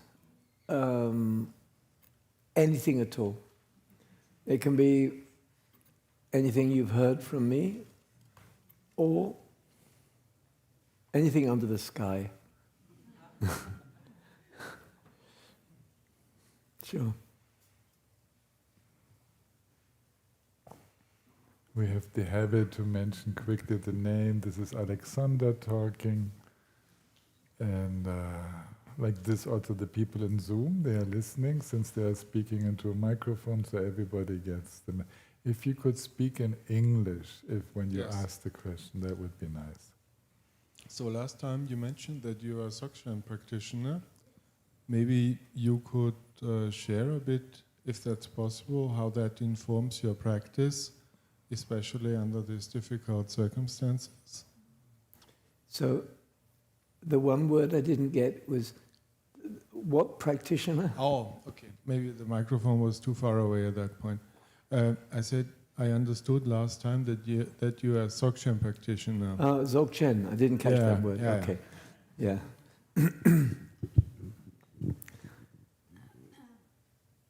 I think it's really close to Lama Tilman Ekayana, one path in a way, which is culturally a character of the Dharma in the Western civilization, I think, in the Western world today.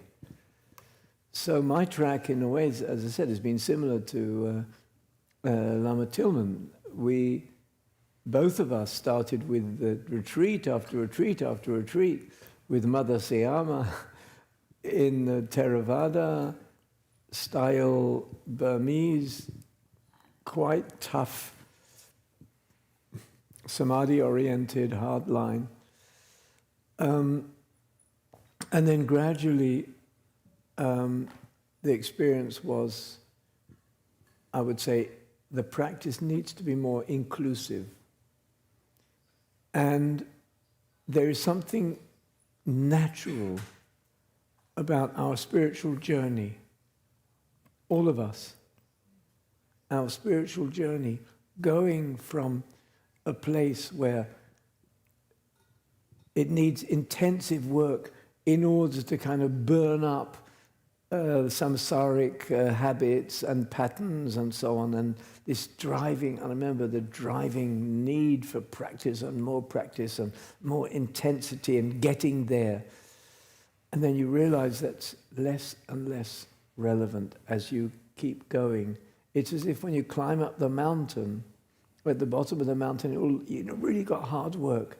As you climb up the mountain, you look at the view and you see things more openly, and it also gets easier. And you feel the journey instead of the journey being a big pressure. You feel here you are on the mountain and there's the view. So for me, Dzogchen, and I've learnt Dzogchen with Surya Das in America. I sat 1 month retreat with him. Again and again and again, I've been in touch with other Dzogchen teachers, and it really inspires. It inspires because it gives a kind of totality that our consciousness itself is enough. That we can't keep going trying to fix it, and we have to allow the consciousness to be, I would say, part of the universe. And if consciousness, awareness is part of the universe, shared by every being in the universe, sharing this infinite awareness, then there's nothing to do. there's nowhere to go. There's no pressure. At the same time, if I need to, I will say yes. Right now, I need to practice specifically Theravada practice because of what situation. I feel like it's like you eat healthy food, you're really, really healthy, but now and then you take a medicine. So for me, Dzogchen and the Theravada have combined into a practice which is both climbing, sometimes climbing up the mountain, and sometimes at the top of the mountain, just being part of the view. And both of them are needed in different times, and both of them are available, and hugely inspiring. So I don't anymore see the compartments in the Dharma of Theravada there and Dzogchen there, or Dzogchen up. But the Buddha said also 2,500 years ago, awareness is infinite and empty and shining, and experiences appear as visitors. That's a Dzogchen statement, by style said by the Buddha. So I think that to me, it's all I've just in that same tradition, Ekayana, one path. It's all joined, and I feel in some way or other we've gone that way in the Western world. And if you imagine way back, you went on the path at the nearest monastery. If you're in a village in Thailand or in Burma, whoever's the nearest monk, that's your path. Or Tibet, the nearest guy, that's your path. You didn't. Now we're in another world. Thank you. Thank you. Mitzi, du hast gesehen, wo es war, hier vorne Delia. Delia habe ich als zweite gesehen, oder dann kommt Tom.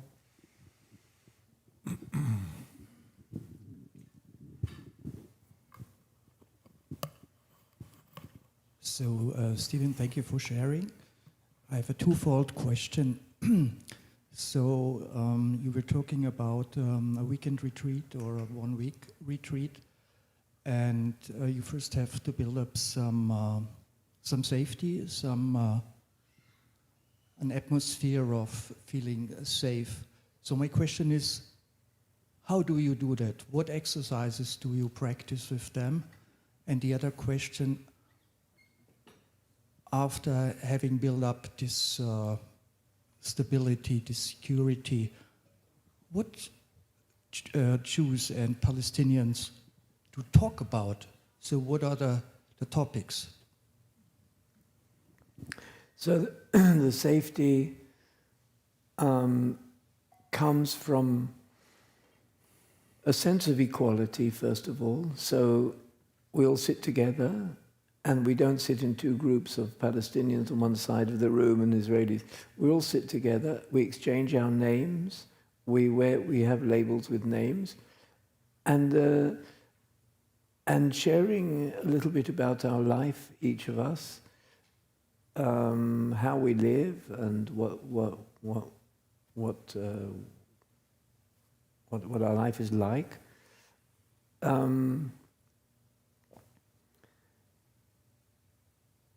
And a little bit about hopes for peace, because everyone is there because they do want to meet the so-called enemy.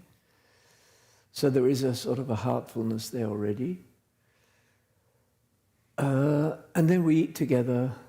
I mean, food is, we make sure that we eat together, and the women cooking in the Palestinian homes, and we sleep in Palestinian homes. We come from Israel to sleep in their homes, which is two directions. They see that we trust them, and they trust us, and somehow, and then it becomes a family. The Israelis stay with the Palestinian family, and they see the way they live, etc., etc. So all of that, and then a little bit of, I wouldn't say meditation formally, because that's not their experience, but a little bit, some quiet time, maybe a little bit of music at some point we all listen to, or we lie down on the floor, all of us just lie relaxed together, all of these things. And then the dyads, the real heart of the workshop was couples, an Israeli and a Palestinian. And the instructions were not to talk about anything to do with peace or with war or with this, but to talk about your life and the struggle in your personal life, so that there's this real sense of feeling the other. Personal life, when you get up in the morning, how are you? What's your struggle in your ordinary life? So dukkha means the struggle of life became a healing. Then they're both, including the suffering of asymmetry. The Israelis are coming from Tel Aviv, with, sitting in cafes, and the Palestinians, just a rock bottom situation. But even that asymmetry was seen as a kind of a pain that is felt and raised honestly, not as something that would, not in our hands. We didn't do that. But that was the heart of it. Was that one-to-one dialogue. So it's very personal, and all policies are left out. Yes, it's very, very personal. And sometimes really emotional things came up. There was two very hard, the one workshop, there's two very tough 20-year-old Palestinian, and I would say militants. And they were very, very angry. They stood on the side of the road. They were less than 20. They were very angry. They stood on the side of the room and shouted at the other Palestinians, how can you talk to these monsters, these Israelis? You're talking to them, you should be ashamed, And they were just, but they didn't leave, and they kept standing there shouting at the other Palestinians, sort of. And then at a certain moment, an Israeli woman who was maybe 50, she looked at them and she said, "You're my sons." you're my sons. And it totally melted everything. They joined in, and 10 years later, they were still contacting her. They would call her all the time, and they were still contacting her. You're still our mother. So miracles also happen. Thank you, Stephen.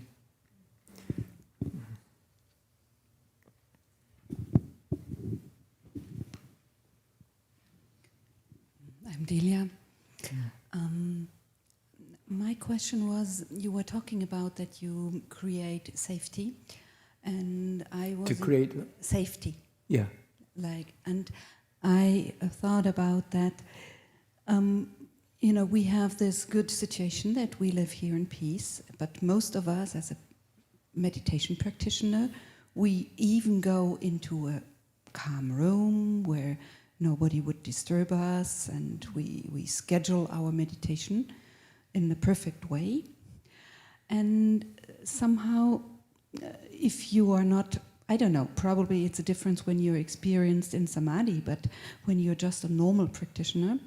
And I thought, how do you handle the phenomena when people meditate with you personally, or you as a meditation teacher, and they get in this quite open, vulnerable state? You get in a meditation, and then a rocket falls in.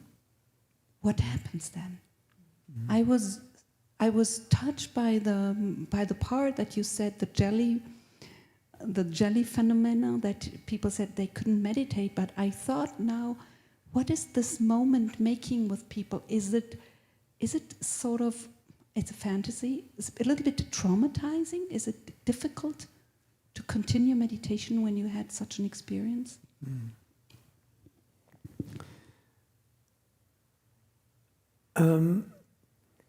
So in a way, there isn't a strategy. In these situations, every time something like that would happen, then it needed a different situation depending on the people there and their situation and their vulnerability. I didn't find many cases where the vulnerability was so immediate, because don't forget, these people, if there's war going on 3 or 4 years, people have the sirens and the rockets and so on have been for years. So the vulnerability does come in a more long-term basis. So people, because they're meditators, they feel more open, they feel more naked in a long term. And that does need a lot of attention from us and from other teachers to, and quite a few people are in that place. Not immediate, the rocket, and it's really building sensitivity. And so I think some of the things I mentioned in my talk are very relevant. Guard the gates. In other words, be aware of what you can cope with and what you cannot cope with. And make sure that the meditation goes with the spiritual life, in which there's lots of other things too, like dialogue with each other. So it's not just meditation. We don't have just a sort of a space of meditation and we go home. There's dialogue, there's sharing, there's Eightfold Path. We do other things too. And sometimes it needs exercises like lying down, like walking, like sometimes I tell people don't meditate, walk, go to nature. On retreat, for example, if people feel vulnerable because of I might say, just walk, just lie down under trees, restore your trust in the world, feel the earth underneath your feet. These kind of exercises sometimes would be needed, and a lot of dialogue, and also understanding with the heart that so it does fix itself. the vulnerability, slowly, if the spiritual life continues, if their Dharma world continues, and there's a lot of support from Sangha and a lot of support from teachers, then the vulnerability gets less. It's a bit of an imbalance, because the Dharma does help you to be less vulnerable, to be equanimous, to be with things. But it's not always in balance. We're not in control. Things get wild. Things do get wild. It's true. They go out of balance. But the balance comes back in the end, because the Dharma is such a big teaching. So people feel wrapped in a journey, and they can cope with their vulnerability. And slowly, slowly it goes down. But it is certainly a phenomena. Out of balance, it happens quite a lot.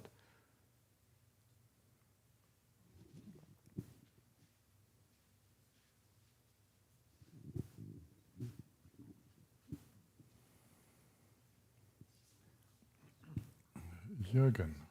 Mm-hmm. Yeah.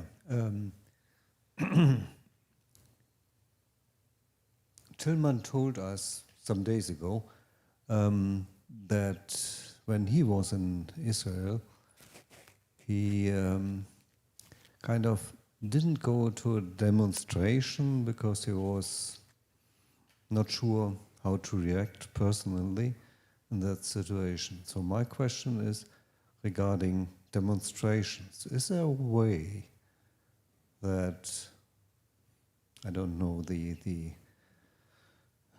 Dharma community can create an kind of demonstration which doesn't have to do with violence? For example, kind of public guided walking meditation or whatever. That would be just my funny idea about it. Yeah. I'm laughing because Elia, she's from Israel too, and she's been on many of these events that we've done. We've done loads and loads of peace walks, slow, silent or quiet peace walks, all through Israel and to some extent Palestine, for years. And that just in the spirit of Dharma, namely not waving banners and shouting and so on, but walking slowly and steadily and silently, Israelis and Palestinians, Jews and Arabs and Christians, all together walking slowly and steadily. So we've done walks from Tel Aviv to Jerusalem over 8 days, camping in the middle. We've done through the cities of Jerusalem and Tel Aviv and many other places and through the countryside. So for years we've done these peace walks. And lots of surprises, and the police around us saying, "Oh, we so much like the way you do things, means we can relax as well." and that we turned out that the police sort of walk along next to us because they don't need to kind of feel they've got to control us. They're just delighted that we're doing that. We've stopped doing it. It didn't. I don't really know. Technically or practically, we didn't have the energy for it, and today things are more difficult for sure. There's much more heat and violence in the street. It's much more problematic to do these kind of things. But there is more quiet.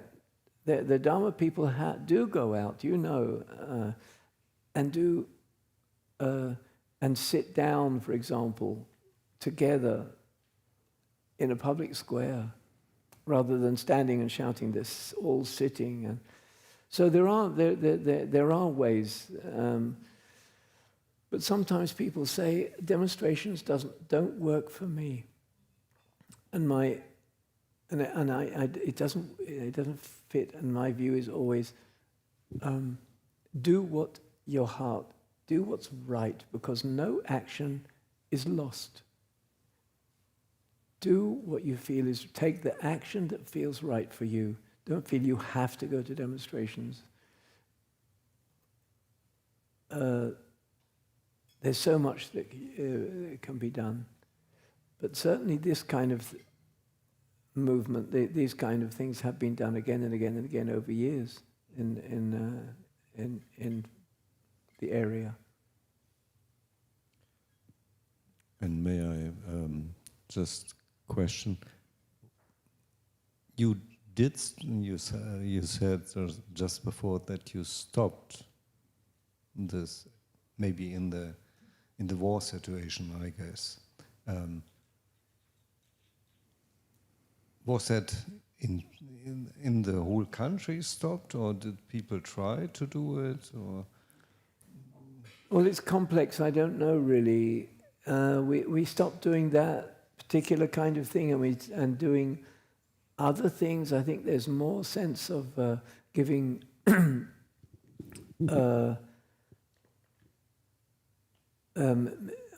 the internet. There's more activity on the internet. There's more activity online and so on. And there's less of these kind of.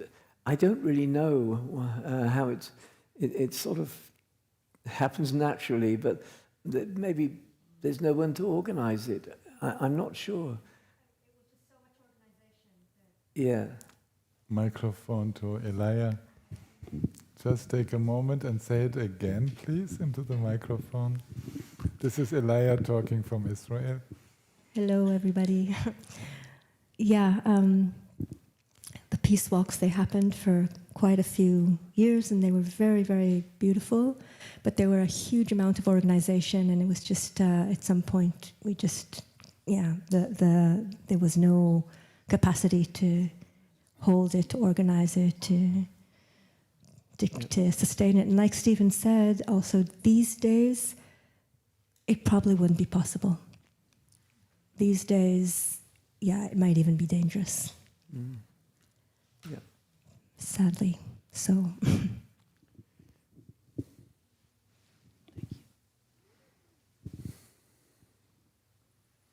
Just have a look. We are shortly before 6 o'clock. So, Andreas, go ahead. I just want to say that every day I listen to the German news at 6 o'clock on the radio. I always think about you, because last year you said, or you told the story that you were working in the garden and the rockets are flying right and left at your ears. And I was always wondering when I hear the news, is Stephen Fowler still living? Is he still alive? And I'm very happy to see you here. And I was wondering how come that you can still live there? Because in the German news, I always heard that the soldiers are cleaning the battlefield to make war against, I don't know, some other enemy. And that nobody could live there, but this must be a holy place where we live, because you still can live there. Because if you said it's only 11 kilometers from the border, how come? Well, in practice, they evacuated all the way until us. So they evacuated until 8 or 9 kilometers from the border. But that was in the first, and that wasn't in this year.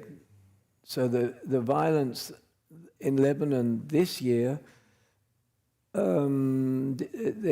didn't get people to evacuate all of the northern Israel this year. There's still violence across the border, but they didn't evacuate. But I think that the Israelis basically decided to invade Lebanon.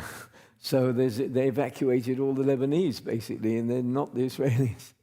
So the Lebanese don't have places. They're refugees gone up to Beirut and the north. So the Israeli army has just moved its border into Lebanon. And that's what happened, sadly.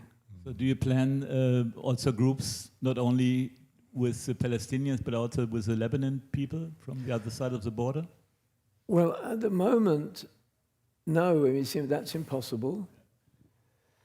And personally, I am not able to organize too many activities of this kind. So I do a lot of teaching, personally. But I don't really organize or go on demonstrations or this kind of thing anymore. I don't have time or energy, and also I do a lot of teaching. So I help activists rather than going to the For example, you were helping Muna and absolutely. and Fatma to organize the first retreat for Palestine. Say a few words, because you were like a backup there together with Lila, I think. Completely. Say a few words. They don't know much about this. Okay. So for many years we've been trying to encourage Dharma inside the Palestinian community, which includes Israeli Arabs who live in Israel and Palestinians who live in the Palestinian areas. And it hasn't really worked. And partly, and I've been personally connected with quite a few Palestinians over many, many years, but it's not really, and I think partly because meeting after meeting after meeting that I remember going to sit with Israeli Arabs and Palestinians, there was a subtle sense that this is one more thing coming from Israelis on our backs, kind of. Not only are we suffering from the domination and to call it by its true name, apartheid, but they're also trying to put spirituality, their spirituality on our heads as well. And then quite recently, Muna and Fatima and some others have spontaneously created their own Palestinian Dharma, which is different, which is coming in Arabic with their direction, with their images, with their differences, and with the different language. There's cultural differences there which we don't notice. For example, in the Arab or Palestinian world, there's much, much less psychology, which we're used to in the West. They don't have language of consciousness. They do, but it's so built into another language, another vocabulary, another way of thinking. So they've built now quite a thriving Palestinian Dharma community, which is really doing well. And the first retreat of Israeli Arabs happened not so long ago at our retreat center, first time. And we opened it, we offered the place to them, and they were so happy to join, and they felt they were really, really overjoyed. So I think it's a lesson for all of us that there has to be cultural adaptation of a Dharma teaching, cultural adaptation. And we're used to kind of, in a way, a little bit dominated by a Western intellectual language, etc., culture. And we don't notice how much the Dharma has been influenced by that mindset. So it needs to go out. And it's been the same with the black community in America, for example. They needed to own the Dharma, and it changed. They had more music and more. So I think it's a lesson for all of us, actually, to have a sense of cultural sensitivity, that the Dharma is inside a culture. It arrives inside culture. And we have to pay attention to that.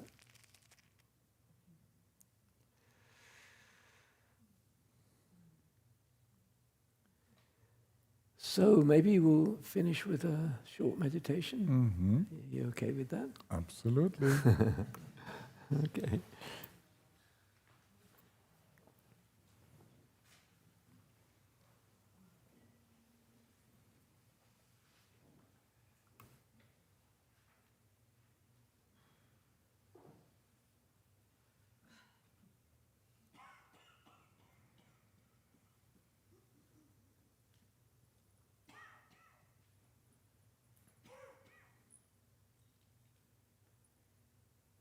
And again,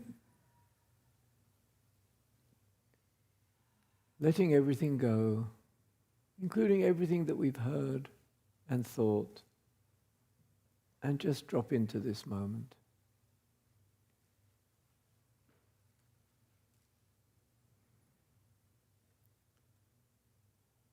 And a real appreciation for presence right now.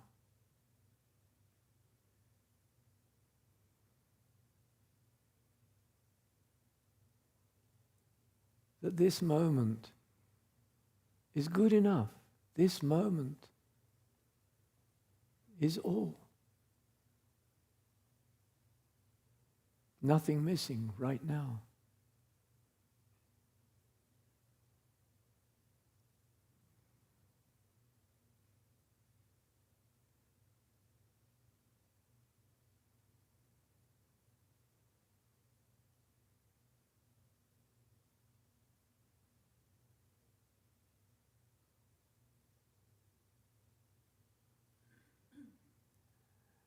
And feel a moment of appreciation.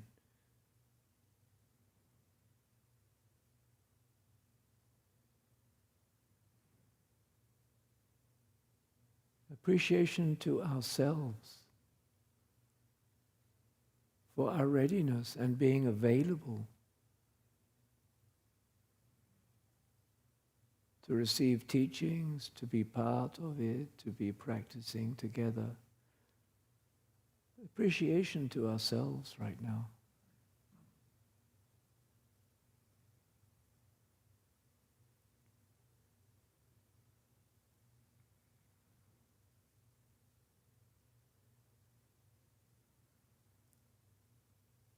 And just opening it out, appreciation and gratitude to the whole Dharma teaching that is available for us. Gratitude that it's there and it's possible to access it. So just take a moment of that sense of appreciation and gratitude.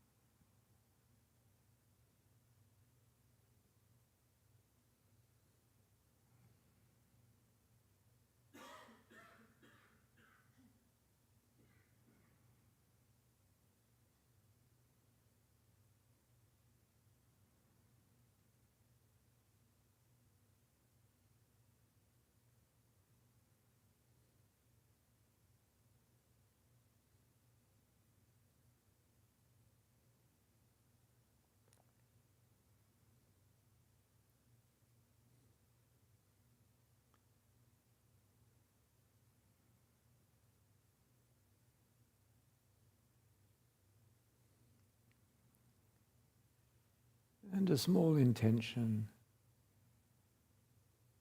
that as we leave here today to go to our homes, we have an intention that this evening will be reflective and quiet,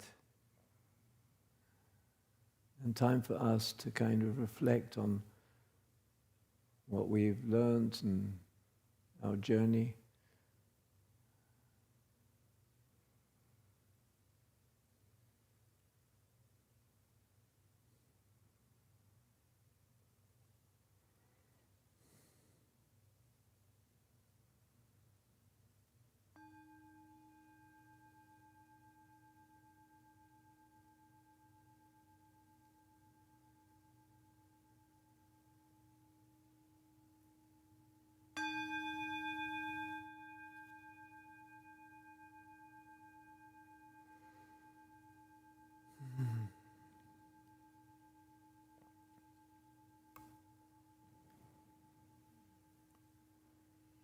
So thank you, everybody, and see you in the morning.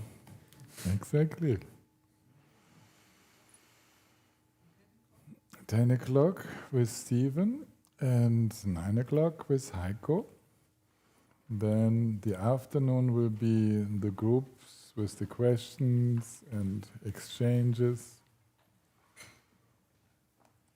And on Sunday, the closing at 9 o'clock.